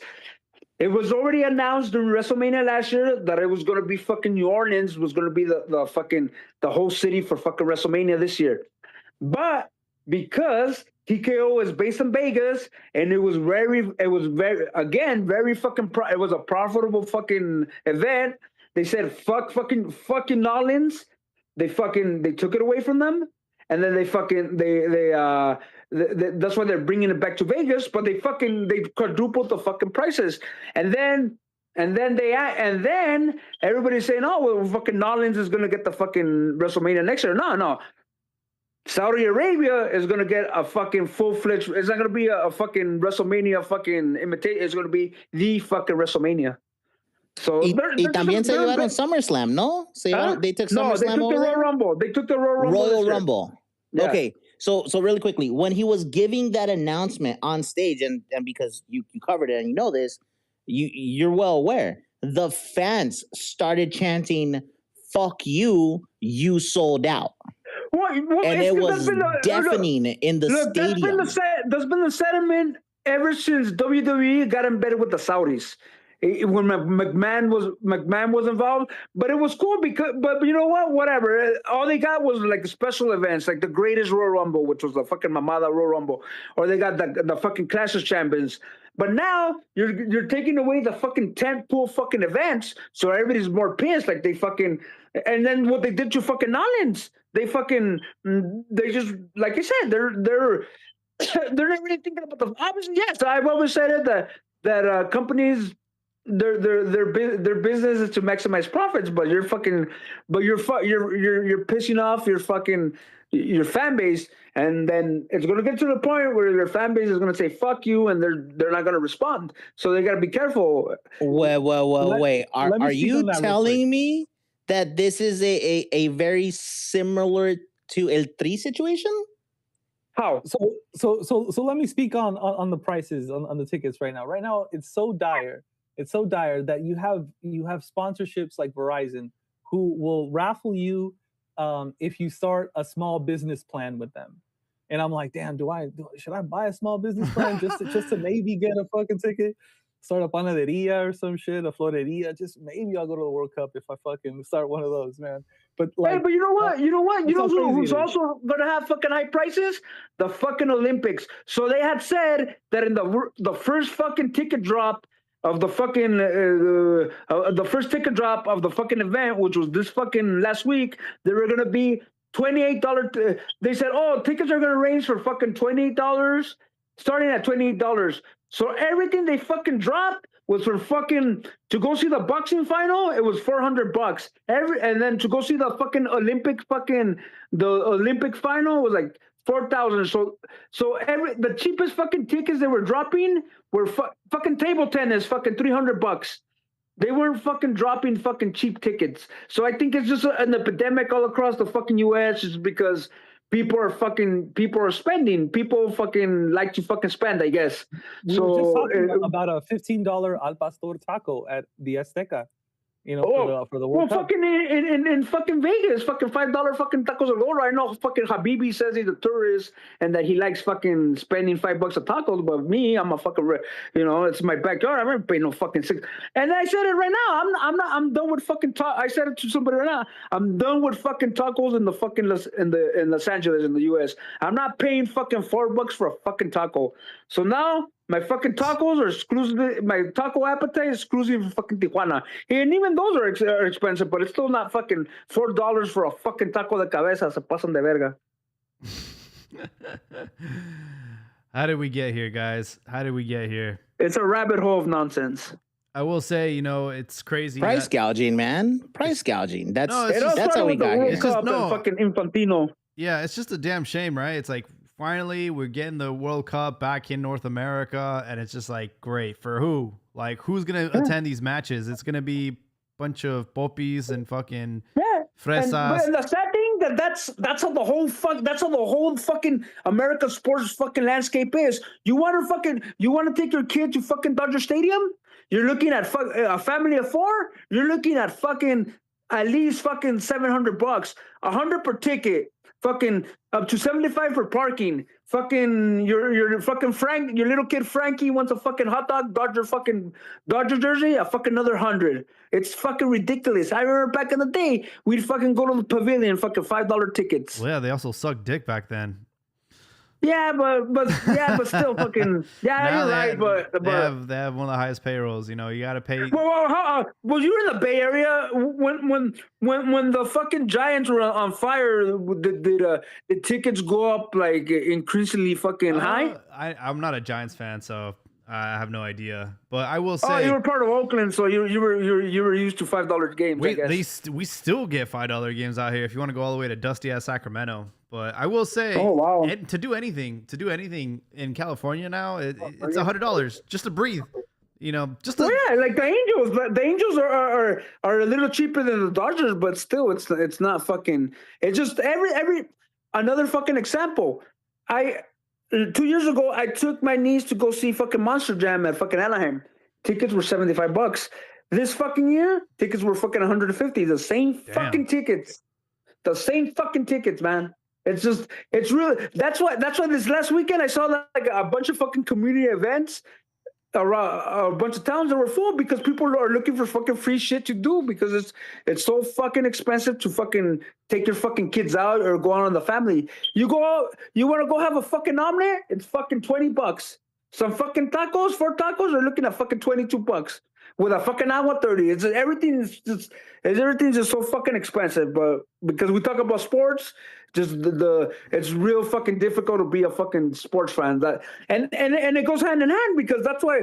So because people, it's too expensive for them to fucking go out to enjoy this shit live. So they stay at home and they watch it, and that's what fucking drives up fucking TV rights, and that's why you fucking But that's why you get them on fucking on wall behind paywalls like fucking the Cock or fucking Paramount. It's just a fucking vicious fucking cycle. There's gonna have to be a fucking reckoning because it's getting fucking out of hand. You want to watch the fucking NFL season? You need to have fucking or fucking MLB. You need to have like 4 fucking. Well, we know what Liga MX is. You want to watch Liga MX? You have to have the Cock. You have to have fucking VIX. You have to have this and that. It's fucking ridiculous. Dude, I can't get over the fact you keep calling it the cock. Everybody's gonna be in the cock this summer. Bring Disco Back says it's sports prostitution. Yeah, it's a damn shame. Exactly. I for me, it's like we have the World Cup in our backyard, but it's not gonna be the Moro Prieto going to these fucking games. It's gonna be all the fucking white Mexicans going to these games and doing the fucking Cielito Lindo chant in the first minute of the game. And I'm like, no, dude, we need to make it like home field advantage. We need to bring some animosity to these World Cup games. I don't want some fucking rich people that don't even watch the game. They're just a bunch of influencers and shit. Well, it's gonna be the crowd that goes to the World Cup abroad. It's your niños fresas, los de papi, los doctores, los leaks, or it's gonna be your city under the people from the city underbelly that they could afford those fucking and that's when and at home you were thinking, hey, you're fucking, your regular fucking folk go. No, they're not gonna afford it. It's gonna be the same. It's gonna be the same crowd that goes abroad. The one the fresas that could pay fucking, that papi could fucking, the fresas Caramelo and Caramelo Jr. Yeah, or what's the name of that new idiot? The fucking Cain Camacho, the new idiot that fucking rose to fucking infamy. Yeah, it's gonna be those idiots. But like I said, it's like fucking. I guess you find yourself a nice little fucking bar, or you get everybody together at home and you create the environment right there. Yeah. Because that's where sports is. That's what sports is right now. First it was the fucking right here in the United States. First it was the fucking Super Bowl. And then it's fucking your Dodgers games, and it's just fucking now the World Cup and the Olympics. It's fucking it's horrible to be a fucking sports fan right now. But it's great to be a Chivas fan. We have Hormiga top of the goal scoring record. He surpassed Pedro, no? Joao Pedro? Pretty sure. With that 2 goals he scored. So in one calendar year, he has 24 goals. And so, Clausura, Apertura together, he's killing it. He's probably the highest goal scoring U23 player in the history of Liga MX. I'm pretty sure I read that somewhere. I'm looking for it right now. So he has 12 goals, and he has surpassed Joao Pedro, who also scored over the weekend. So they've been really battling it out for the, Pichichi.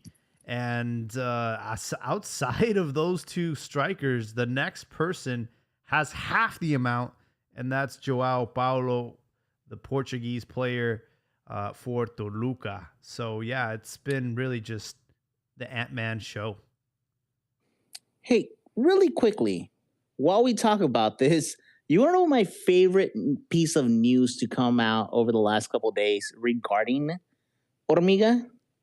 Yes, it's the fact that out of all the nicknames that he has been given, the only one that he doesn't like is Otaku. Otaku? And he doesn't like that they call him Otaku or El Otaku del Gol or anything like that. And he says that it's not so much about the fact that people assume that he's not interested in women.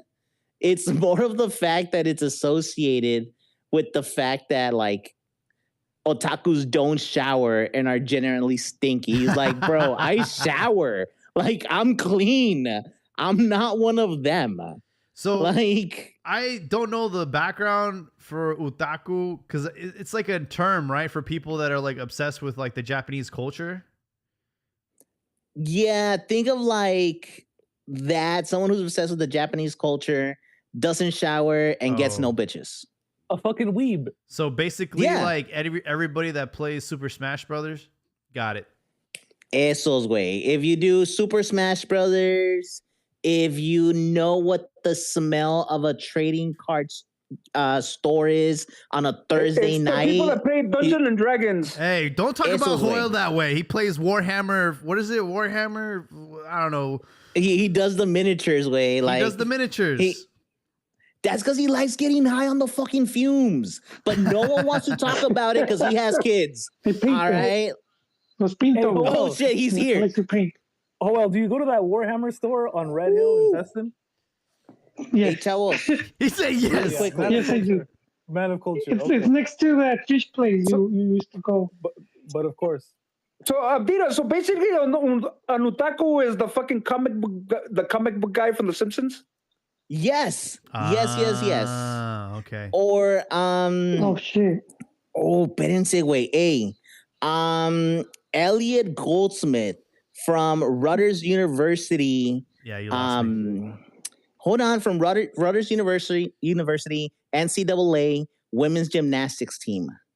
Whoever has some free time, go take a look. Once again, Elliot Goldsmith on the floor routine. Mwah! Chef's kiss. Great. Pero, let's stay on topic, man. Hormiga. Let's get back to it. Perdón, güey, es que estoy viendo un culo tan bueno, güey, que pues les tengo que dar la recomendación, ¿verdad? Bring Disco back says Hormiga to Europe now, which I'm like, let's slow our roll real quick. Hold on.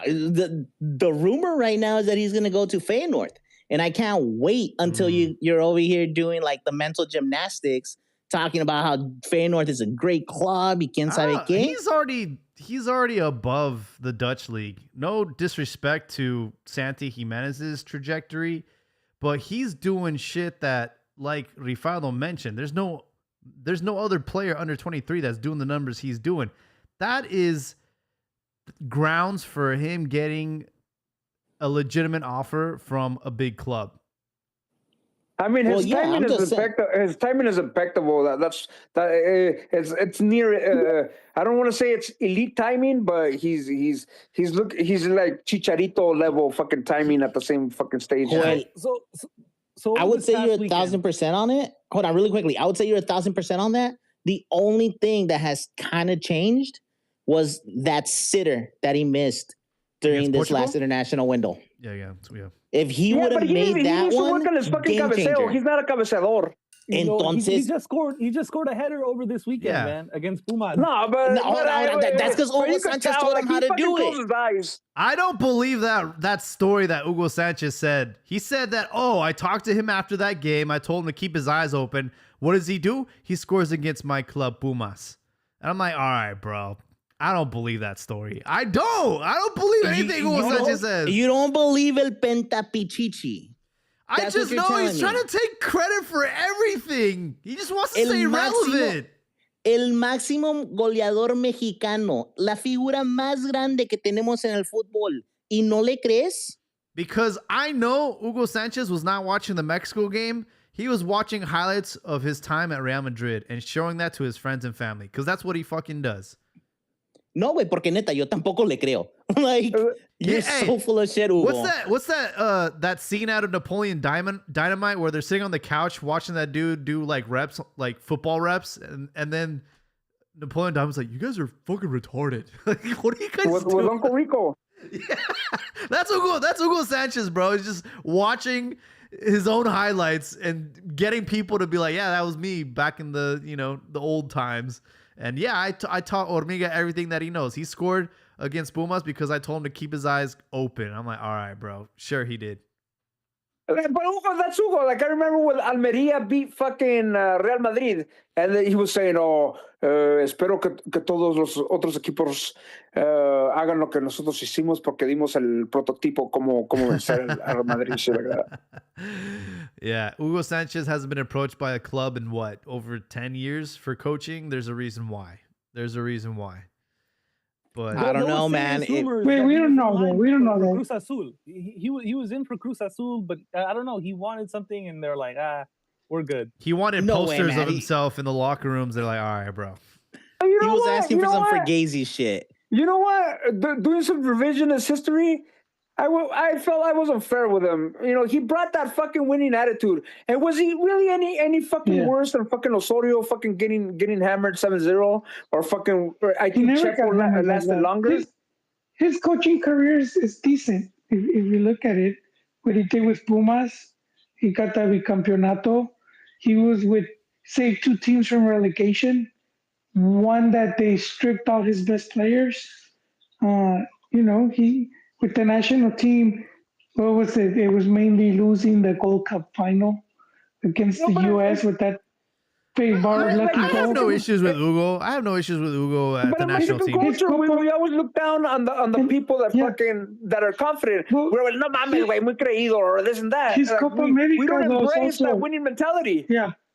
His Copa America is one of the best ones for Mexico. I He understand. finished It was third. a good Copa He- America, he, yeah. he finished third, and most impressive is the one where Mexico scored the most goals. He beats Tata Martino's Paraguay. I don't know if it was 4-0, 5-0, but he put some hurt on them. So I mean, Yeah, that's I where think Mexico used to be in the level under fucking Brazil and fucking Argentina. That's where Mexico they used to beat fucking rightfully Brazil, be. yeah. Yeah, and it was just kind of like stupid how they used the whole under 23 the fracaso to But you know what? justify I think it was just to the fact justify that kicking them out. He had But it beef with was the the- it was media. the The fact media that had during beef the- with him. That's just Yeah, that's what it during comes the- down to. And But it was that some other during the La people. Volpe years, he was a fucking pain in the ass. He was talking shit. He made a lot of enemies. Yeah. So when he got in, they returned it to him. Yeah, and the media would go look for him though. It's not like he was calling press conference. They would always go, after the matches and ask him. And I do think he hurt himself there because he could have just been like, I'm just talking about Pumas, not the national team, but I think he just couldn't.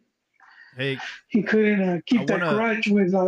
I want to stick to the Hormiga conversation because I want to know where you guys think he'll end up. For me, like I said, if you look at what he's doing, historic numbers, right? And I still am not sure if he's going to the World Cup. That's still up in the air. Really? You think he got called up to Portugal, Belgium to be left out? Yes. Because right now, the pecking order right now, Raul Jimenez. Oh. Right? He's our number one starter. It's very clear that Aguirre rates him as our best striker right now. Then you have Quiñones. Then you have Berterame. Then you have Hormiga. And then we're waiting on Santi Jimenez's return. So there's 5 strikers. I don't think he's going to take all 5. I think he's going to pick Berterame over Hormiga. Quinones playing as a winger, bro. Yeah. And there's enough. There's more players now. It's more than 23. How many is there? 26. 26? So, I mean, it's not like before. I say he goes, man. And I'll tell you why, man. Because over this weekend was the catalyst for him, man. It was a defining moment. It was a defining moment. Sir. Man, because he scores a header and then he takes the PK, man, having failed already a PK a couple weeks ago. No one was taking that shit away from him. No one fucking doubted him. He was going to take it, took it, scored it with confidence against Keylor Navas, man, who's the best goalkeeper in the whole league as a 40-year-old, man. So he's no longer just the hottest prospect in Mexico. He is now the focal point of the Chivas attack, the best Chivas of the generation. And so, I do think he should go to like a Spanish team. He should go maybe like Benfica or no mames, way. Dude, he's either gonna go to the Bundesliga, La Liga, or EPL, bro. He is not going to these fucking fisherman leagues. Bro, come on. Benfica's a big team. Dude, Chivas have shown in the past that they will do business with the greatest clubs. They did it with Chicharo going straight to Manchester United. They did it with Davila. Obviously, it didn't work out for him at Chelsea. Chicharito's the exception, not the rule. Well, Hormiga is an exception. He's doing better than Chicharito was at that time.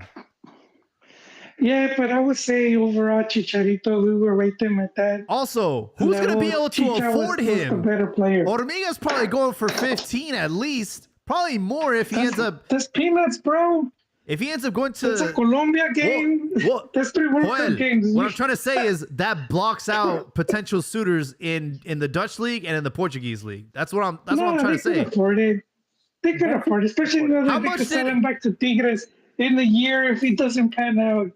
So that's not a lot, man. Why do we think 15? The Dutch league isn't going to pay that. The Portuguese league ain't going to pay that, bro. I think they'll pay it. They'll pay it. No. He's going straight. He's going straight to the top, man. He's not gonna start at this, the small club and work his way up. No, dude, he's ready. He's ready for prime time. I can't wait. Benfica paid 22 million for Raúl Jiménez. There you go. But he went to Atletico. He went to Atletico. He went to Benfica. No, after. Benfica paid 22 million for him. No, it was Atletico. So, no, Benfica. I'm telling you, Benfica paid 22 million for Raúl Jiménez to Atletico. What? He was sold. No. He was sold from América to Atletico Madrid. Yeah. Yeah, and then Atletico. Después de ese pedo, that's a different story. I'm talking directly from Liga MX to. And I'm telling you. Okay. All right. Oh yeah. Directly, no. But directly. I'm saying directly. Is what I'm saying. Yeah. I'm saying if Hormiga's worth 15 million, Benfica can play that. Can pay that. I don't want him to go to Portuguese league. No disrespect. Mourinho's there. It's a good league. Yeah, how'd that work out with Edson Alvarez? He went to the fucking Turkish league because Josie was there, and that didn't work out. But Mourinho's from the cantera of Benfica. That's where he came up. I think. So, I mean, it's a little different. Or was it Porto? No, it was Benfica, and then he ended up betraying him and winning a championship with Porto. If I'm being honest, my wish list, Borussia Dortmund. I hope that he could go to that club because he would do phenomenal there. And plus, I want a Mexican to play for that club. Bayer Leverkusen would be fucking phenomenal. And then in Spain, I hate Barcelona. I don't think there's room for him in Barcelona, but I also heard Barcelona was interested. I think Bundesliga would be a great fit. Yeah. Look, I know I came in here with the Feyenoord fact, but that's just what's picking up speed right now, right? That's what's in everyone's mouth. That's what is circulating. But the last time that we saw a heavy push and we saw actual scouts at the stadium, it was Borussia Dortmund. Mm-hmm.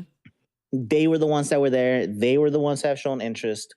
So let's see it, right? But what if Hormiga ends up being? What if Hormiga ends up being Raúl's replacement? Because I heard that club. What at Fulham? They weren't too fond of Pepe because that the Pepe thing wasn't really as 100% as everybody thought. I don't think Fulham can afford. Oh, actually, how much did they offer Pepe? It was like 30 million or some shit. Bro, 15 years like it's a lot of money. It's not a lot of money in football, man. It's a lot of money for a Mexican because we don't really go for that high. No, it's not. Yes, we do, man. The owner of Fulham is fucking a Pakistan American with a bunch of cash. He owns Fulham. He owns the stadium. He owns fucking AEW. He owns the fucking Jaguars. They're fucking swimming in cash. Wait, hold on. The Jaguars are owned by some fucking Paki? Yeah, it's a Pakistan American. Yeah, and they own AEW as well. The wrestling company. Yeah. Holy shit, that's wild. Hold on. You mean he's owner of CHMLL? El Consejo Mundial de Lucha Libre? Maybe I'm confusing him with Tottenham. Let me see. Let me get it right. No, it is him. It's what's his name? Like it's like Shah Khan or whatever. Yeah, Shah Khan. Yeah, and his son is Tony Khan. Yeah. Hold on, Shah Khan from Mortal Kombat. That's what I was thinking. I'm speaking. He steals your soul. Let me speak facts, not feelings. The highest transfer for a Mexican player in Liga MX was Edson Alvarez for 15 million from America to Ajax, and then Lainez is around 13 or 14. Chucky Lozano was about 12 and a half. So that was 2 years back. Hold on. Hey, how much further down does that list go? Like, how much more extensive is it? Can you at least give us like 5 or 6? It only gave me like those were the top transfers. Yeah.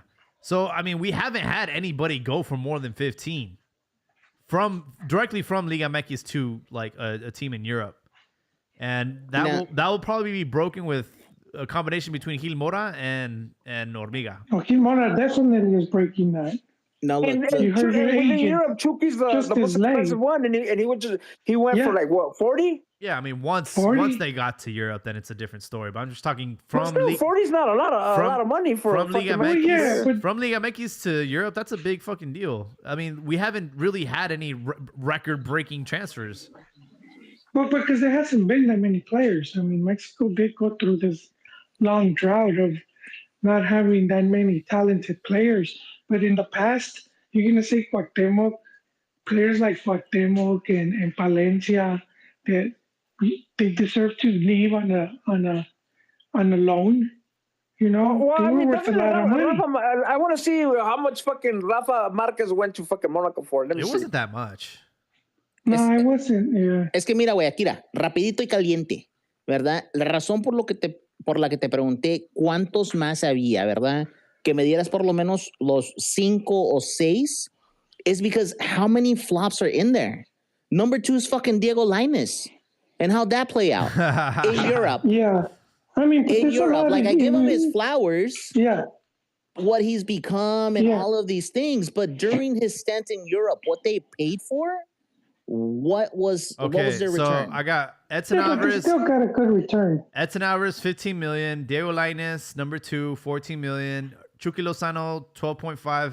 Hector Herrera to Porto, 11. Tecatito Corona to Twente was 10 million. Carlos Salcedo to Frankfurt, that was 8. Ulises Davila was 7 million. Whoo, we fleeced them hard. Nestor Araujo went to Celta Vigo for 7 million. Rafa Marquez 4.5 to Monaco, and Carlos Vela about 3 to 4 million from Chivas to Arsenal. No, they don't think, I don't think they paid really 3 or 4 million That one because, doesn't count. Yeah. because he was 17 and they didn't have to pay a transfer. They just had to pay the fee that is for like development rights, and it was not 3 million. Yeah. If they did, it was just them being nice. And they had to get the dad a job. But it was way less than that. So I don't know where they're getting those numbers from. It's ChatGPT. And for some of those, for some of those players, Rafa went for 6. For some of those other players, there was also that clause. The ones they sold, those clubs got more money. So like Pachuca and I think America, once they got sold in Europe, they got they got some more money on top of that. Y nomás para defenderte, güey, ¿verdad? Let's look at the numbers, ¿verdad? Plain and simple, no fluff. Out of all those players that got named, I believe there was 2, possibly 3 flops, depending on how you look at the situation, versus 6 to 7 established players that were exported from Mexico to Europe. And so when we look at that pool, it's not a horrible outcome. Yeah, but these were the exceptions, not the rule, man. I feel like we've... I know, pero también, güey, le tenemos que ver las dos caras a la moneda, ¿verdad? Si voy a putear al pinche anciano, también lo tengo que dejar cuando gana. Yeah, no, and Davila, I don't think he went for 7. I remember him going for around 2 million. To about 2 million. He hadn't even played much. But I think with some of these players that it's been very little. That's a small amount of players because if Brazilians, Argentines, Uruguayans, a lot of them flop as well. A lot of them would leave for a good amount and they end up coming back. So it's not like all of their players are poor. They're that poor. Their economies improve, and they're gonna come with those low bids. They're gonna be like, "Fuck you," show me the money. So that's kind of what happens, where they sort of like downplay Mexico because of that, and then Mexico doesn't have to sell because they have their own money. And then the media comes, and then they're like, "No, give your shit away for free." It doesn't make sense. With me with the Sporting News, with what I earned at the Sporting News, they could fucking hire fucking 10 Argentines, man. Come on. I wasn't, So that's what it is. Yeah, it's 24/7. It's true. It's true. But the one good thing about Mexican players is that, like, you're not really going to lose because you can always sell them back. The majority, you can always sell them back. There's some team willing to pay a good amount. So I don't think 15 is a lot, especially if we compare the big transfers being made at like 80 million, 60 million, 70. 15, dude, no, that ain't shit, man. But if you don't value your own league, your own players, why will anyone else do it? If if Puente paid 10 for Tecatito, bro, Feyenoord got 15, 20 million for Hormiga. Yeah, they did. Damn. Oh, yeah. Yeah, prices, they've gone up, so... Yeah, and Tecatito was, what, 10 years ago? 2015? And Hormiga's not a risk. The numbers that Hormiga... Dude, it's just like, the numbers that he's doing, bro, it's no disrespect, but it's beyond the Dutch league, man. He needs to go straight to a big club. You know what? My thing with the Dutch league is that if you look at the stats, los goleadores, the Dutch, they do not really, the success isn't there when they transfer. It's like I seen some of their goleadores. It's just even look at Santi. Santi wasn't fucking doing shit with Milan. What about Luis Suarez for Ajax? It's rare. It's like I'm talking about recently. Suarez, you're fucking talking 2010. But it's like in the last fucking 10 years, it hasn't fucking. I could talk about fucking Ronaldo Nazario, but if you look at the last 10 years, it's changed. I would say that is a great place for a player like Amberos, right? Who's not really being featured much, still has plenty to develop. But Hormiga, he's showing that he could. Bro, he don't let the goals blind you. He still has to develop a lot. Oh, of course if he goes to a team where they don't feed him, he's just gonna be another Santi at Milan. Hormiga to Liverpool. Oh. Look, bro, all Hormiga needs is like 2, maybe 3 more coaching lessons with Hugo, and he's fucking solid. All right, that's all that he's missing. I got the DVD. Yeah. I got the DVD. I'll just send it to him. Vas a ver, güey. Ofertas del Real y del pinche Barca. But I will say this: if Hormiga doesn't go to the World Cup, we should be really upset at Aguirre for playing him in those friendlies, and instead of playing whoever he is planning on taking. Like, I think that would be a waste of time because the World Cup is in a few months. It's not in 2 years. Yeah, no. I think they have, even the FMF has had that establish of, and it's a big reason why they brought Marquez, to have a pool of young enough players to carry over to the next cycle. You guys want to see and at that point, to leave out one of your easily top 3 best youth is just stupid, It kind of goes against what you planned.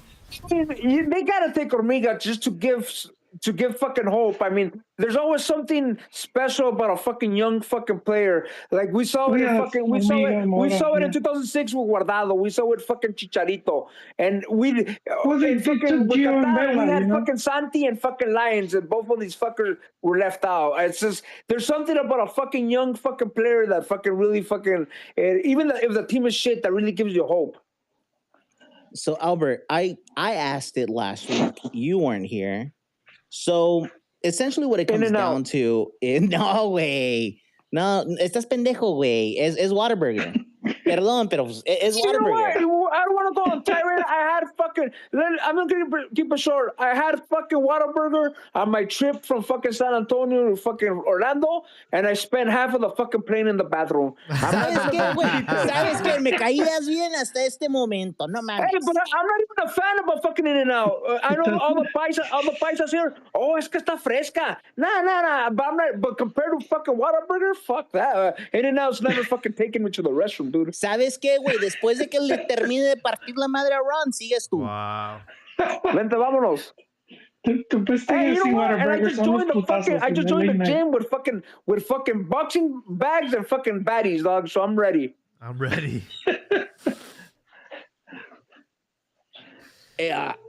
Okay. Así rapidito y caliente, ¿verdad? Are you guys ready for a little bit of el tri chisme? Let's hear it. Always do it. So, 2 cosas. Primero, Marcel Ruiz, güey. No mames y qué pendejo está ese güey. But I fucking love it. All right? Why? What did he do? He's risking bodily harm. He has a partial ACL tear. Your ACL doesn't magically fucking heal or repair itself. All right? So he is like balling out, hoping to go to the World Cup on a torn ACL, partially torn ACL. No. And he's going to fucking play his dick off while he's out there. What? Supposedly he's going to be back in 3 weeks with Toluca. In 3 weeks. No way. Pero, güey, no se te compone. It doesn't get better. Wait, is that Toluca? Like, Marcel Ruiz. Marcel Ruiz. I don't believe it. That has been the news for like the past week and a half. Yeah, but you know what? Mexico wouldn't take him. Mexico wouldn't take him. You know who needs to pay him a visit? JJ Mack. Jose Juan Macias, please do a favor and go talk to your boy Marcel Ruiz and talk him out of. No, but the selección won't take him if he's in stitches. Because that's just a waste of play. No, but that's the point of him coming back, Joey. And you know what? With Romo looking good, I think the midfield just got a little more crowded. So I don't know. I don't know how much of fucking really Marcel has a fucking shot. Just Romo has looked good. So any fucking chance that maybe they're lacking, it's not there no more. Little hat. Órale, güey, echa putazos. ¿Qué pedo? Pues de qué, güey, qué? Pues tú estabas diciendo, güey. What's the thing? He's not injured. He's healthy. Who's healthy? Marcel Ruiz? Marcel. No, it's not. Just a risk that he's willing to assume. But you know what? I understand. Like the Toluca physio is signing off on him. He's going to take that risk because nothing guarantees that he's going to be he's going to be on board in 2030. So as a player, you got to go with what's ahead of you. But still, I don't know. It's a big fucking risk, man. Like that's why I wanted to talk about you know it. What's gonna happen? I don't think you should do it, bro. No, he's gonna fucking go to that training camp and they're gonna take him out. They're gonna someone's gonna do some stupid tackle and then he's gonna be really injured and then he's gonna end up like JJ Mack 2.0. I mean, he already fucked up by not going to the Brazilian league. That's the first fuck up in his fucking career. Facts. So I don't know if he's looking to make amends. I don't know what the fuck. But why would he go to the Brazilian league? Well, he would have not got it. Because it gets way more eyes than Liga MX. More eyes, more competitive in Liga MX. He would have not played on fucking turf. He would not have played on turf and gotten fucked up. You really think he would have done well in the Brazilian league? I don't think he would have done well. I don't think he would have gotten injured. I'll tell you that. But if he goes to selección, their doctors there, their physios, they'll take a look at him. And if they can't magically repair an ACL. It doesn't repair itself. The federation doesn't give a fuck, man. I remember in preparation to the our World Cup, Chucky was fucking dead, man, on his feet. And Sampaoli said as much, yet Martino called him up. Yet Martino was observing him and telling media that he was counting on him. He was not counting him out. Sampaoli was like, this guy's fucking crazy. This guy's nowhere near rehabilitated, man. And so, it could happen, man. Just because the federation has physio and doctors doesn't mean they won't not listen to them. They'll turn the other way. Yeah, they don't give a fuck. I mean, they did it with Ronaldo in the 98 World Cup. Mira, güey, déjame te la explico así y rápido con peras y manzanas, ¿verdad? You have kids, right? I know you have kids. A lot of our listeners have kids. Do we remember this really fucking heartwarming Disney movie? It's on Disney Plus. It's Snow Dogs. Right, I believe it has Cuba Gooding Jr. in it. I never saw that one. Oh man, you're missing a great movie. But here's the moral of the story, right? During production of this movie, they took puppies from Southern California into Alaska. Do you know what happened to said puppies? Popsicles? They fucking died. You know what production did? They kept the shit moving and got new puppies. Wow. They went through 2 batches of puppies. Are you serious? By the time the movie ended. I don't believe you. Look it up. They went through 2 batches of puppies before the movie ended. Now I can't watch it. Entonces, güey. During the Little Rascal days in the 30s, they used to go through fucking batches of orphans. In this scenario, La Federación Mexicana is Disney, and the players are the puppies. Okay, which player? You guys name me one player that you got taken injured and then and they couldn't even play at the World Cup. Raul But Jimenez. players Give me one player. Raul Give me one player. Like Raul Jimenez. Jimenez was a head injury. It was a bit different. That he couldn't play. This dude came back. He was stronger Alexis than ever. Vega. Era la pubalgia? No, yeah. Raul had the groin injury. Alexis Vega, Raul Jimenez. Dude, we took fucking injured players to the last They World Cup. never ended their careers ended. Vega, they went on to win the bicampeonato at Toluca. Raul went on to break some records in the EPL. You know what happened? We had an early exit from the World. We had an early exit from the World Cups. They had more time to recover. Yeah, but not because of them. Not because of them. I'm just saying, man. It's like, you know, we have options. Because we were fucking toothless that World Cup. What do you mean not because of them? No, so you mean when your coach. team is fucking toothless, it's solely because of the coach. The players don't aportan nada. That team, yes, because I know Hold on, guys. he didn't even want to be there. He didn't want to be there. One moment. You know, I just want to talk about this movie. I don't know if you guys saw it. It's called The Adventures of Milo and Otis, 1986. More fucking dogs that died, bro. I'm ready for this shit. 20 kittens were killed in several dogs no, mom. in one scene Injured. against a bear, dude. They literally did 20 cats. Wait, what? Against a fucking bear. In The Adventures of Milo and Otis, 1986. This is why the 80s. What kind of fucking podcast is Dude, this? let him speak, man. I can't hear what he's saying. I did. I'm saying that in The Adventures of Milo and Otis in 1986, 20 kittens were killed and several dogs were injured or potentially killed during the filming, especially during one scene where they fight a live bear. And basically they threw 20 kittens at the bear to get the shot they wanted. Oh my God. Damn, bro. So you're telling me in the movie Old Yeller, they actually killed Old Yeller. That was not a prop. Three dogs to get the good scene. Joel, Yeah. do you remember the movie Benji? That series of movies with the little fucking terrier dog? All Disney movie, yeah. Or It was a series. They must have used like fucking 100 fucking Benjis. you guys are ruining my childhood, man. Damn. Hey, but I'm pretty sure Once they used a again. million fucking orphans too for the little rascals. La Federación is Disney, and the players are all of these puppies that we keep talking about. Well, I think it's different with Marcelo's case, right? Because he's voluntarily wanting to risk, further injury. But will the Mexican national team consider him? Or will they be like, hey, look, we just got Fidalgo, man. We're good. We don't need you anymore. Stay at home. I think that's if the you big have one. But the roster- talking line here is the fact that it's even a thing that's being considered. But you know what? I think Vasco has always been about respecting processes, so I guess they want to give him the benefit of the doubt. It's Yeah, not you like- could it's not probably like call he's him a- into all right. the 40-man You have training camp. You have to factor in a couple of things when it comes to the Mexican national team. Markability, personality. This guy doesn't have he's a fucking popsicle stick. I don't know. I can't tell you anything about Marcel Reis. Aside that he's like Espérame. Go ahead. Güerito que le mete huevos.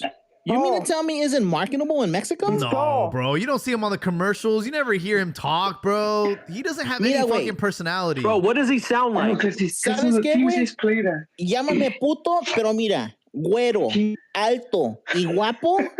Y aparte, cuando está en el campo, le mete huevos. What are you talking y about? mete presión. He That's means highly that he'll look marketable for good in Mexico. he'll look good in the ass sandwich.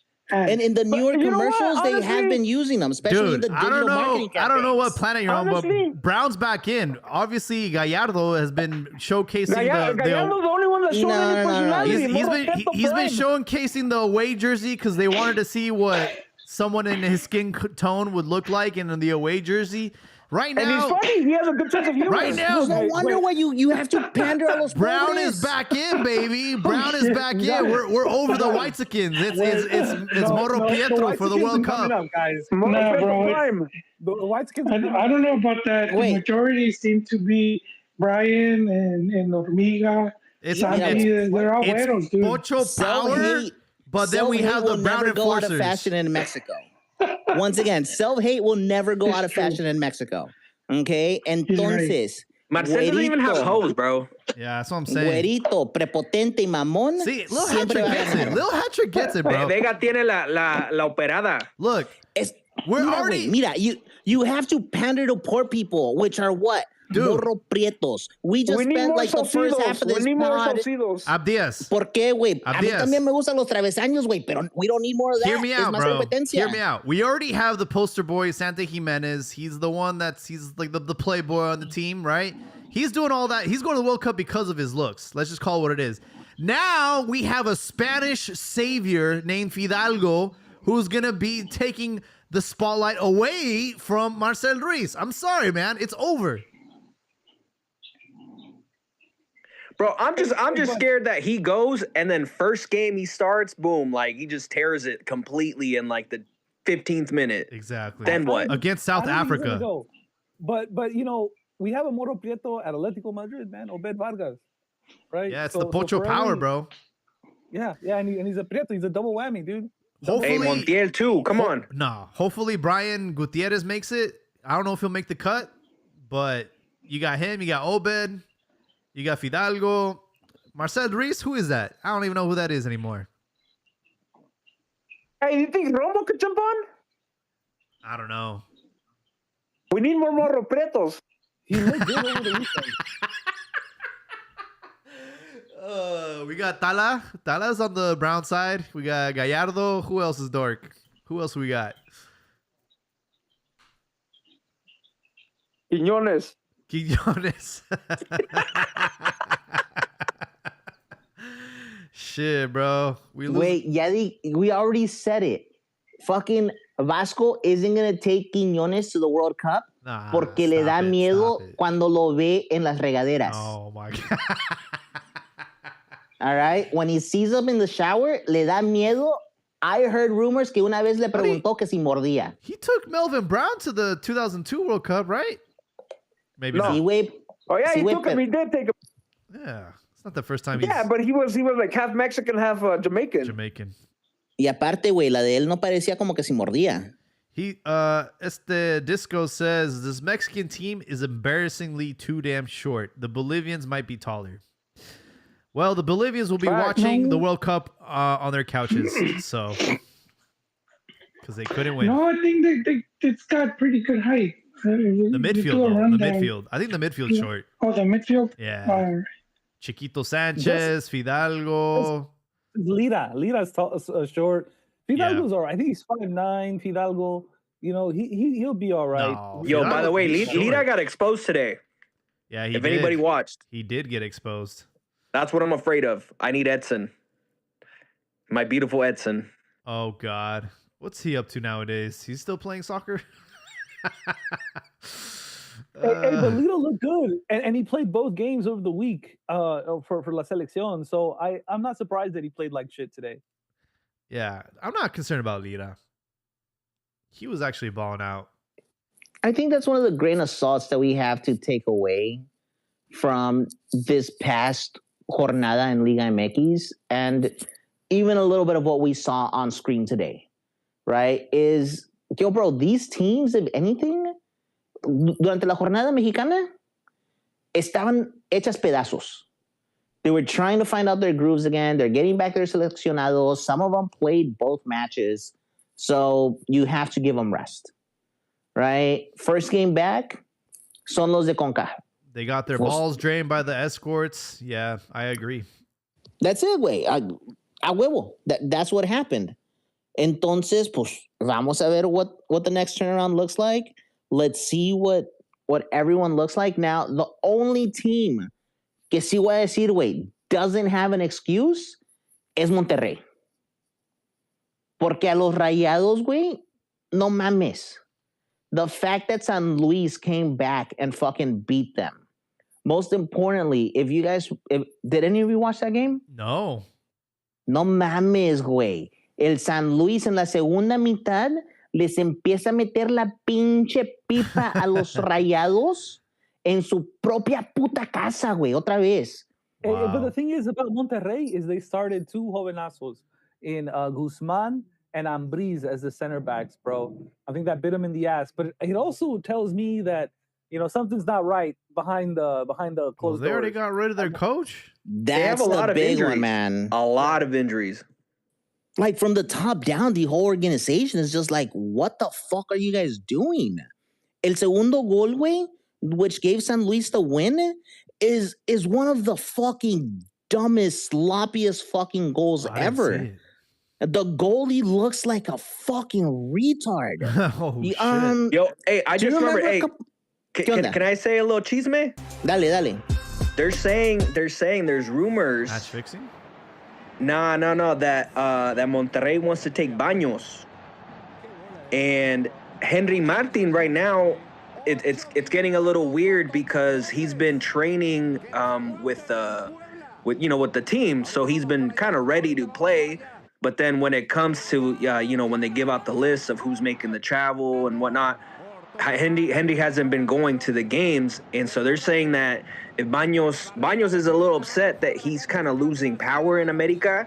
In Monterrey, obviously, they're gonna restart their project, so they're saying that they want Baños, and that Baños might end up taking a couple players, including Henry, and I think they said maybe Cendejas. Wow. Talking about Cheeseman time, I have been hearing about that break happening with Showers inside of America. Que ya, güey, se le está acabando el tiempo hasta eso. Antes del tricampeonato, güey, ¿qué era lo que se escuchaba más fuerte y rotundente en el americanismo? Fuera Baños. Fuera Baños, yup. Wow. Fuera Baños. Y ahora, otra vez que están de baja, pues esos murmuros y todo ese desmadre se empieza a enseñar otra vez. The Henry Martin, though, that doesn't seem to make much sense. Like, why would you buy an aging striker? Like, why would you bring him in? Well, he's like as old. He's as old as like Sepúlveda. Don't- He's just been injured. Don't act like Chivas are not going to be the first ones to try and fucking get him. No, Chivas doesn't need him, dude. Come Not on. even that, Joel. Don't act like soccer isn't a package deal system. Well, that's true at that point. But come on, if you, that's who you're bringing in. Henry Martinez. I mean, seriously, How old is he? He's to like yeah, but it's Monterrey, a team with a lot of money. That can afford 33. players. He's still a rookie in Liga If MX if you're going to Querétaro, if you're going to Atlas with Monterrey that can afford to bring in a top striker, and you're gonna fill your spot with a dude that's older and that's been riddled with injuries. At that point, if you're Monterrey, you just want to fail at that point. Hey, Pero Abias, wait, mande. I just saw the goal, man. That was a lot more complicated than you think. That was not an easy goal to score. Are you telling me that it doesn't look like Trumpito doing his famous interpretation of that one reporter? Going, I think the goalie just got caught off guard, bro. He wasn't expecting it to go the different direction. He just got caught with his pants down. But anyways, continue. He doesn't even put out his arms, bro. He doesn't fully extend any which way. He looked like Humpty Dumpty fell off the wall in that goal. Exactly. He's just like, no sé cómo mover mis manos, güey. He lost his footing. He lost his footing because his momentum was going the other way, and he just lost his footing. Boom, goal, game over. But doesn't that and look at the quality of the goal? It's fucking sloppy. It's juvenile, but it's made to look that much more worse by the reaction of the goalie. So the thing about Monterrey is that they are a little weak in the striker position. Like they have this guy, I think he's a Serbian. What's his fucking name? Đurđević, right? And then after, who do they have to replace him? They have Roberto de la Rosa. Who else do they have? Fucking no one, dude. So like, Which Rifado, I don't know if you remember, he was at Atlas, and he was fighting with Hormiga last season. who, Roberto de la Rosa? No, el otro way. Oh, the Serbian yeah, dude. the Serbian dude. Yeah. And that's what I mean, where, he was playing very well, and he went to a bigger team, right? But if the team is shit, it doesn't matter. I mean, he got on the scoreboard. He scored in the 20th minute. So I think he's doing his job. He's good. But I mean, a big-ass team like Monterrey, you need more than just one striker, dude. And then De La Rosa, he's like a rotation bench player, man. He's a bit part. player. Yeah, why You know, did Berter they leave? need a big baller. Why did Berter leave? I feel like it was like a lose-lose situation. Because Messi called him, bro. Messi was like, "Yo, Yeah. I want you to play for Inter." No, he didn't. And he was like, "Fuck it." Yes, he Yeah. did, bro. That's Okay, what okay. I'm saying. Hold on. Every fucking RG in the world, not just player, will fucking bend over backwards But so that he's Messi Mexican. can use them as a He fucking. plays for the Mexican national team. He's not Argentinian anymore. Pero, What's wrong with pero, güey, that? no mames, no me vas a decir que no le vas a ir a mamar la pipa. Hey, you know the crazy thing is, I think Messi has such an influence that players accept smaller wages just to play with Messi. Bro, Messi has such an influence that he threatens other Argentinian players on the pitch and tells them that they'll never get called up to the World Cup, Really? to the Argentine team Really? because of him. Yeah. He has that much Like, influence. It's been reported in the Yeah, he does. MLS Wow. Yeah. that que eso es lo que pasa, güey. Se calienta el cabrón, no aguanta. What the fuck is he y les doing? empieza a decir, What is he doing talking to Berterame? He has so many connections. He's played with so many talented players around the world. Why is Berterame? Why was that? How is he even on his radar? Leagues Cup and Club World Cup. Yeah. Wow. Also, Those Messi were the watches two. Liga MX, bro. Messi watches Liga MX. Like, he's a fan. Oh, he does watch Liga MX. Yeah. I would love for him to end up at Liga MX one day, but probably not going to happen. No, no, no. So, ahora, really quickly, tinfoil fitted, ¿verdad? Ya estamos listos, que no sepan lo que estamos pensando, nomás lo que decimos. Yo digo, güey, Monterrey is in such disarray. They need to catch lightning in a bottle. Who's the last coach in Liga MX that was able to catch lightning in a bottle and is currently unemployed? No, I've been calling for this guy. I'm not going to mention him today. Vucetic? Piojo? Yeah. Piojo? Nah, pinche Jaime, you should know this one, bro. You want Piojo, güey, or you want Tomás? No, pinche Jaime knows this. Jaime, you know this one. You Come want on, bro. Tena? Almeida, dog. Come on. There you go.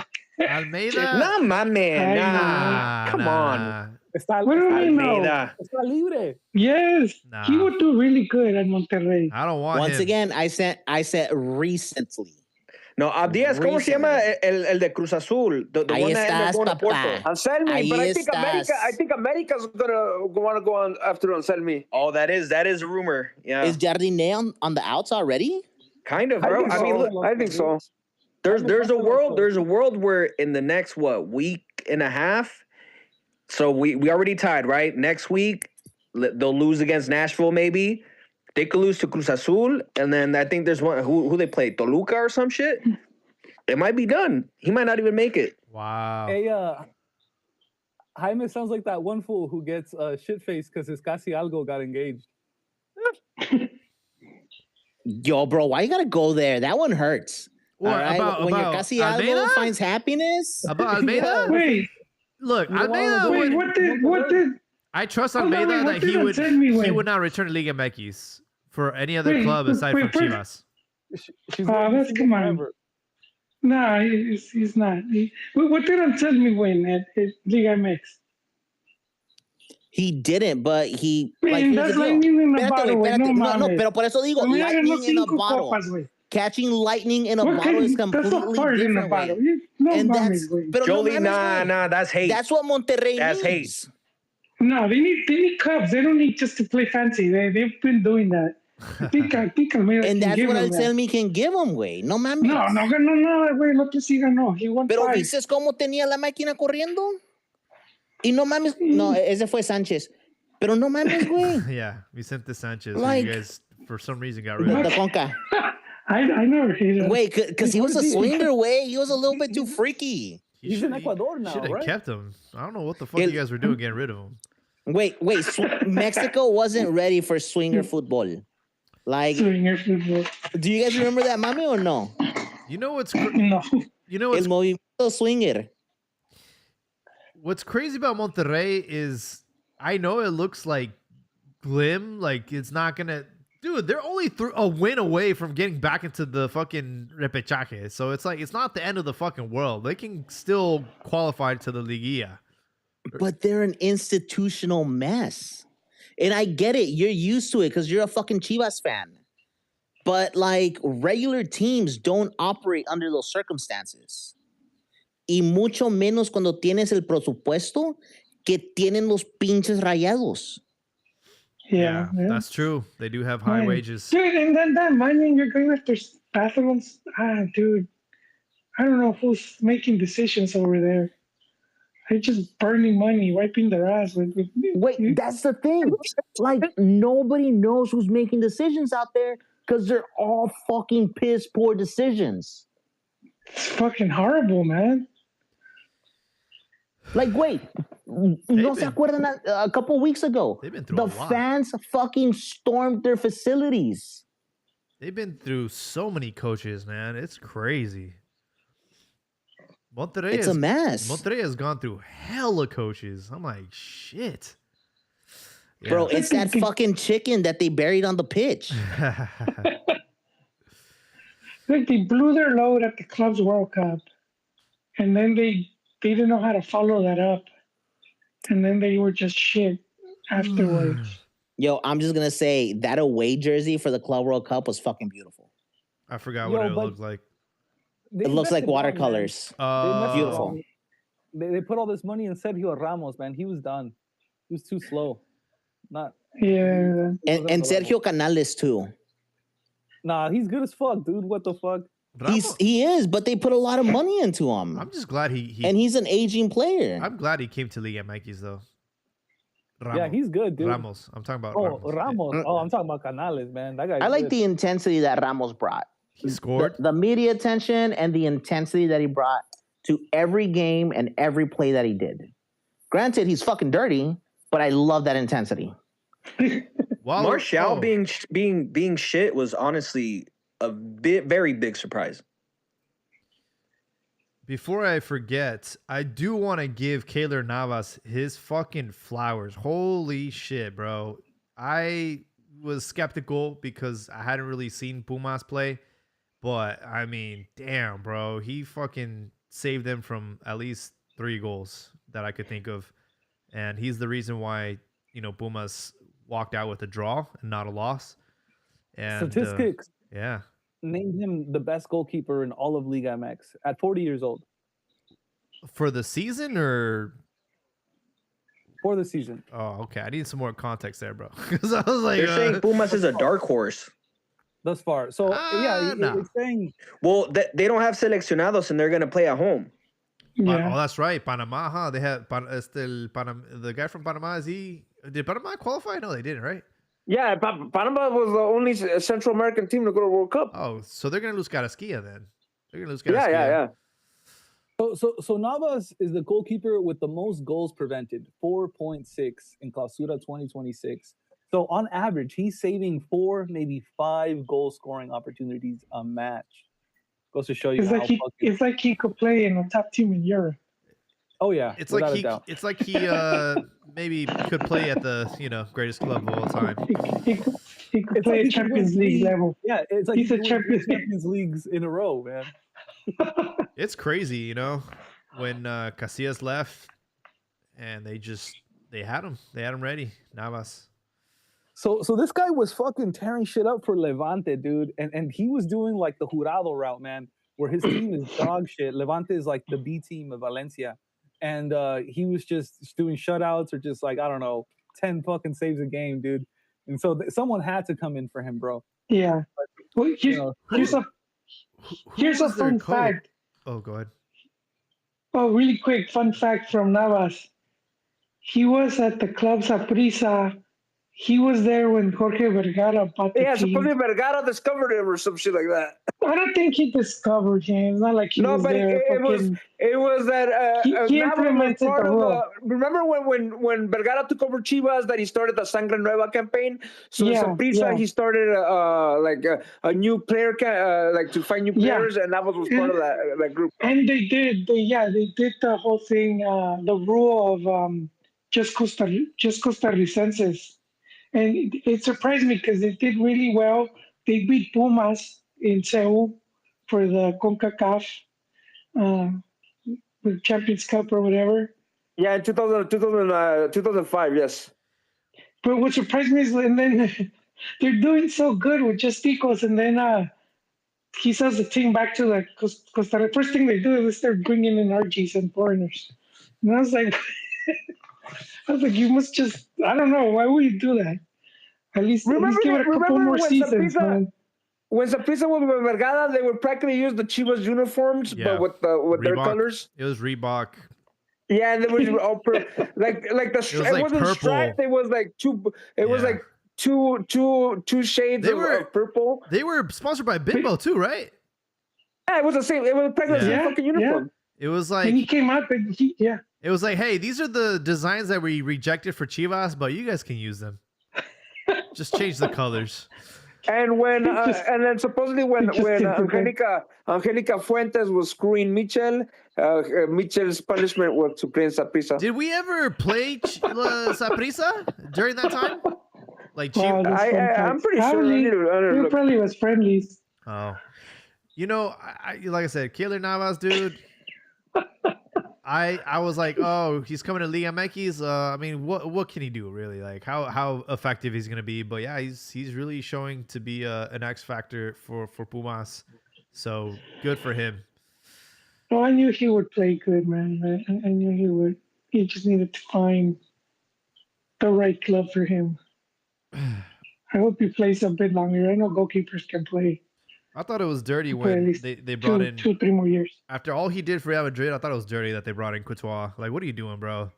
This guy could have still been your goalkeeper for a couple more seasons. It happened to him twice, brother. So what you're describing happened again at PSG when he's at PSG and they buy Donnarumma. Yep. And I'm like, what the fuck?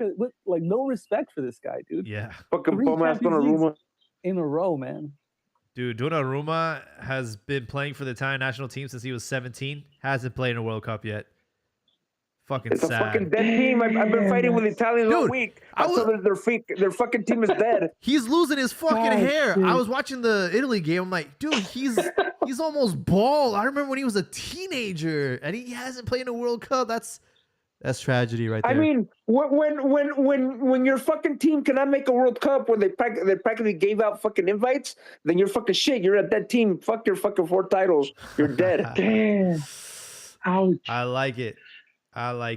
But I unfortunately want to say we're at time, man. It's 2:40. So give everyone their closing thoughts, and then we'll wrap this up. Let me go first, since I didn't go 2 weeks ago. I'm gonna make it fast. So this message goes out to people that work in security at sporting events. I had a little issue 2 weeks ago with some people. Look, if you work, just do your job. Do not. You're not fucking Secret Service. You're just there to maintain order. Do not harass anybody and assist people. When you assist people, your job will go better. Do not think you're fucking top flight fucking security and stop fucking putting your hands on people, because that's not your job. You're fucking $17 an hour. Do not fucking entitle you to do that. Your $17 entitle you to just tell people where to go and don't go here. That's it. Do not fucking start acting like you're protecting your Secret Service protecting Donald Trump, because that's not your fucking job, and shit happens. And that's my fucking 2 cents. I'm done. Okay. All right, I'll go next, just because I want to feed off that fucking energy, and I'm gonna play the role of Luther, Albert's anger translator, and essentially what that means is act your fucking wage, my dude. All right, your paycheck is your fucking paycheck, and worry about what's in front of your fucking self. All right. Yes. Aparte de eso, güey. Oh, mande? No, I said security people always do the utmost, man. They always the worst ones were at the fucking Home Depot Center. I'm pretty sure Joel could fucking corroborate that. Oh God. Like, bros, fucking Seattle Sounders people pressed me as well, and I was like, bro, fuck out of here. Like, not so much as like, do you know who I am? It's like, do you know how fucking stupid you are right now? Like, do you know how fucking stupid you're acting? Like, tell me, bro, are you dumb, stupid, or both? And it was just aggravating bullshit like that. Oh, but you know, the worst one was when I covered LAFC before the first Tráfico, and there was this fucker at a practice that was fucking harassing me, and I fucking told him, I literally told him, hey, bro, you're fucking Bush League. I've covered fucking high-profile fucking fights in Vegas, Canelo Mayweather, and nobody fucking acts like this. You're fucking acting like this with Carlos Vela. What the fuck's wrong with you? I literally told him that. Damn. Pinches pendejos, güey.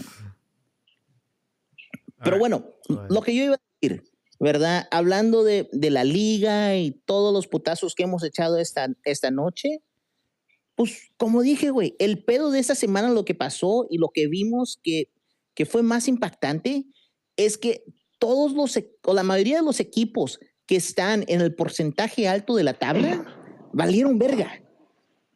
The Gordiguapas came through y echaron putazos, and because their players don't get pulled for the national team y esos cabrones juegan para nada, ahí estuvieron, ¿verdad? Y pues se chingó, nos cargó la pipa esta semana y vamos a ver qué pasa. Lo que sí me arde y lo que sí me calienta los pinches huevos es que Cruz Azul perdió 3-0, güey, contra Chivas USA. Like, no mames, güey.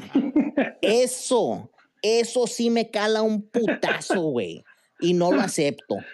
¿Verdad? Especialmente que como está este pinche formato de competencia, ese torneo, todo lo que estos pendejos tenían que hacer es meter un gol de visitante. Con un puto gol de visitante, güey, se arreglaba toda la pinche cosa. Ya, se ponía menos turbio el vuelo, ya estaba bien, pero no, ¿verdad? Empezó el coloso de la Figueroa. No mames, güey.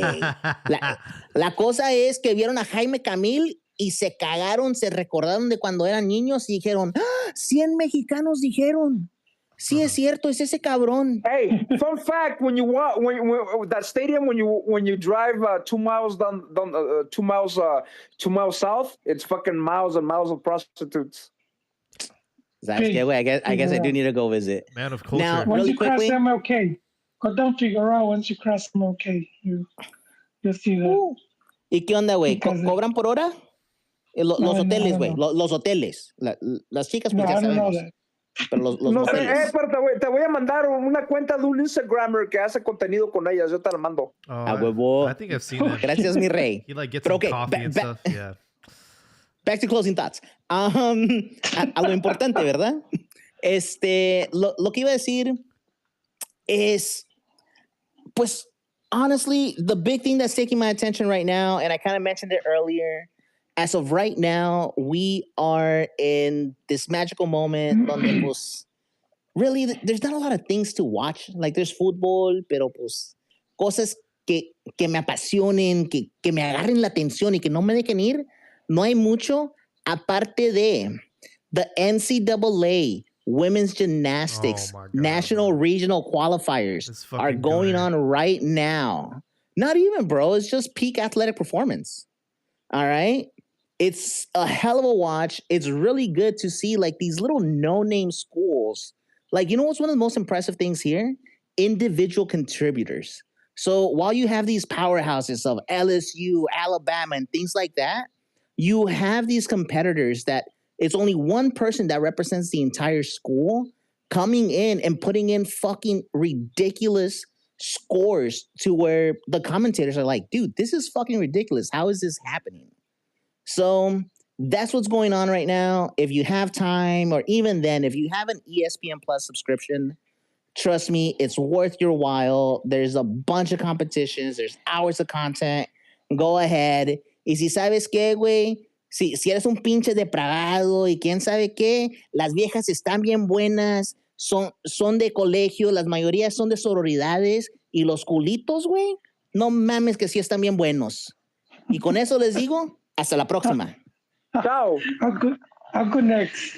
I want to add to what Riff Raff was saying about Hormiga, his penalty kick against Pumas. It was definitely a defining moment in his career. Because of everything that it meant and what was riding on that. He's fighting for a spot in the national team. He's setting a record at Chivas He's already, I think, the second player with most goals scored. I think he's only like 4 goals behind.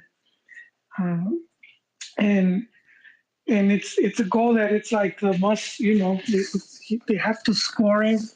And again, like as Riff said, he had already missed one, and he's going up against the best goalkeeper in the league. And I think him stepping up just showed that he has that mental fortitude to play in those type of games. Because you do have the players que se achican or they'll get nervous, but he showed a lot of testicular fortitude. And I think that's the type of player you want, especially, if you're in the national team and you're going into a penalty kick shootout. You're gonna have player that he's, he lives for that moment. Because we've had players that when it comes to that, they'll get scared or they'll choke because they can't with the pressure. I think he showed he can handle that pressure. So I think that was very positive, and it showed a lot of his growth as a player. And I think that's going to go a long way in him making the squad. Love it. Thank you, Joel.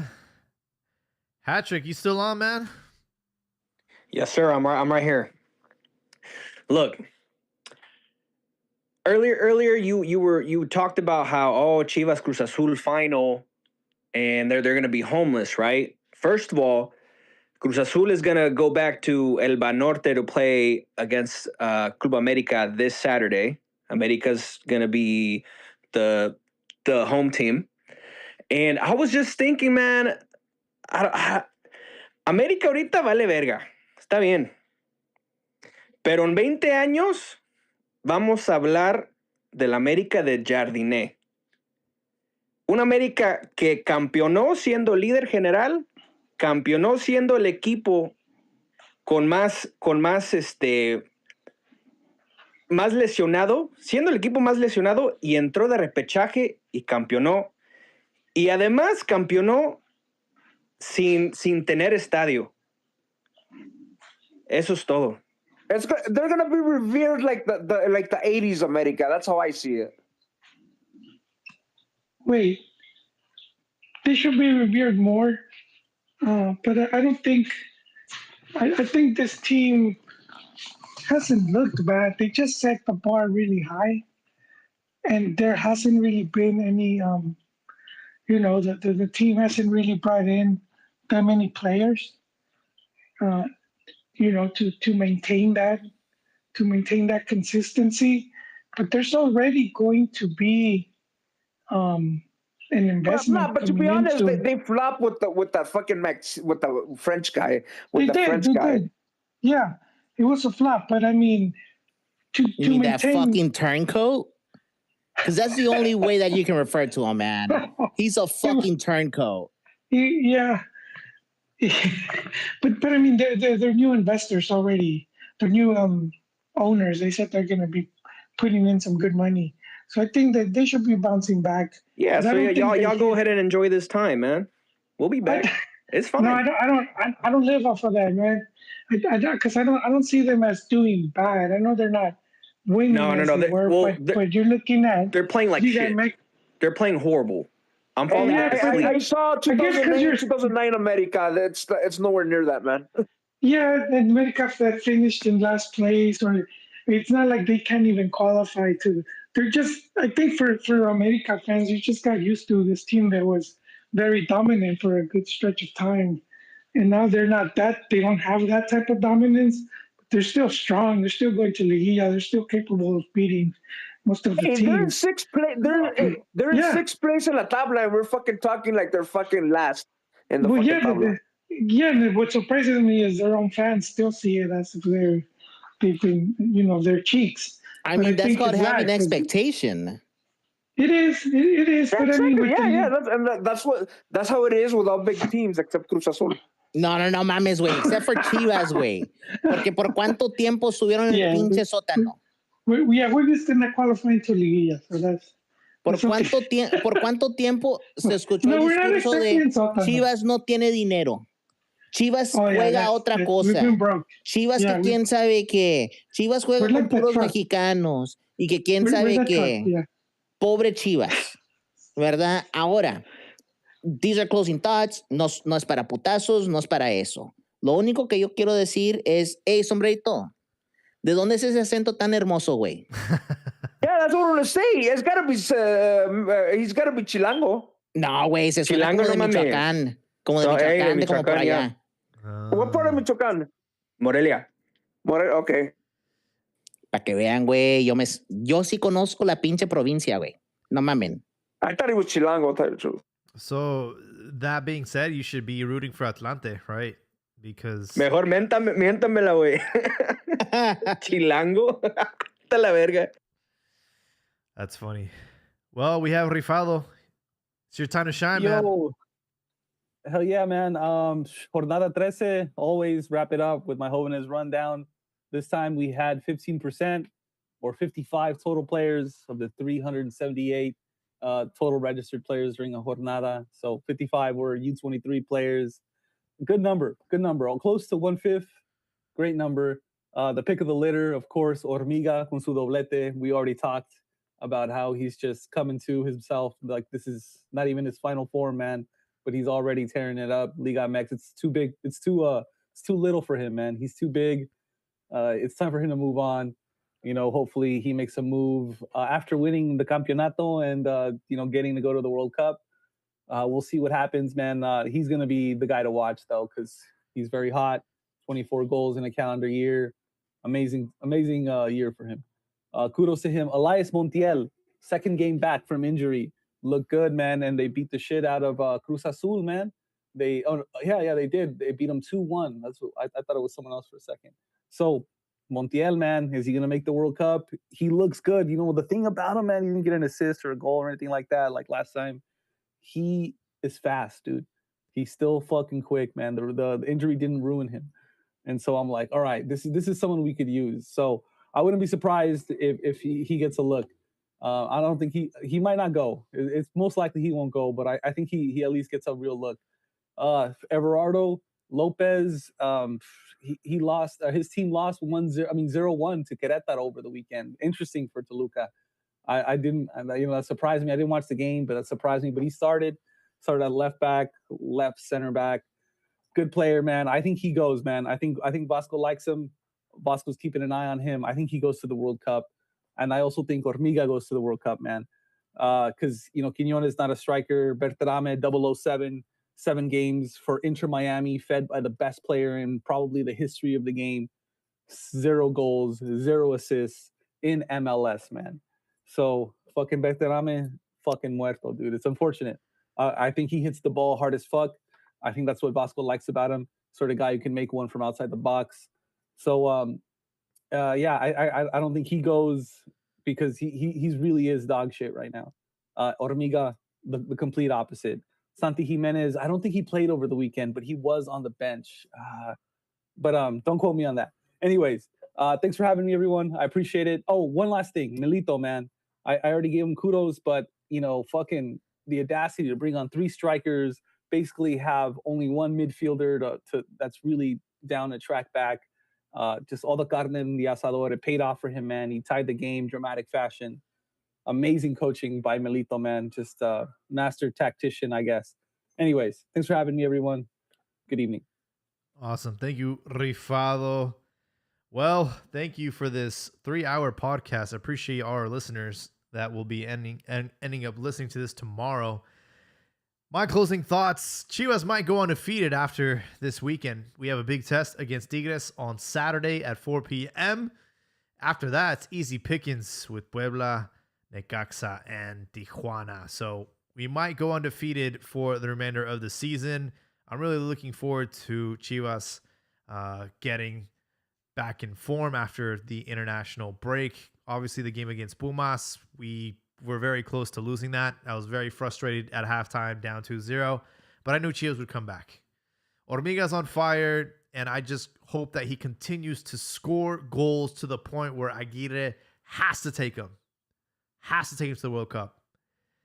Aside from that, man, with all the chaos in our country, it's kind of hard to stay focused and do your job while we are on the brink of fucking war.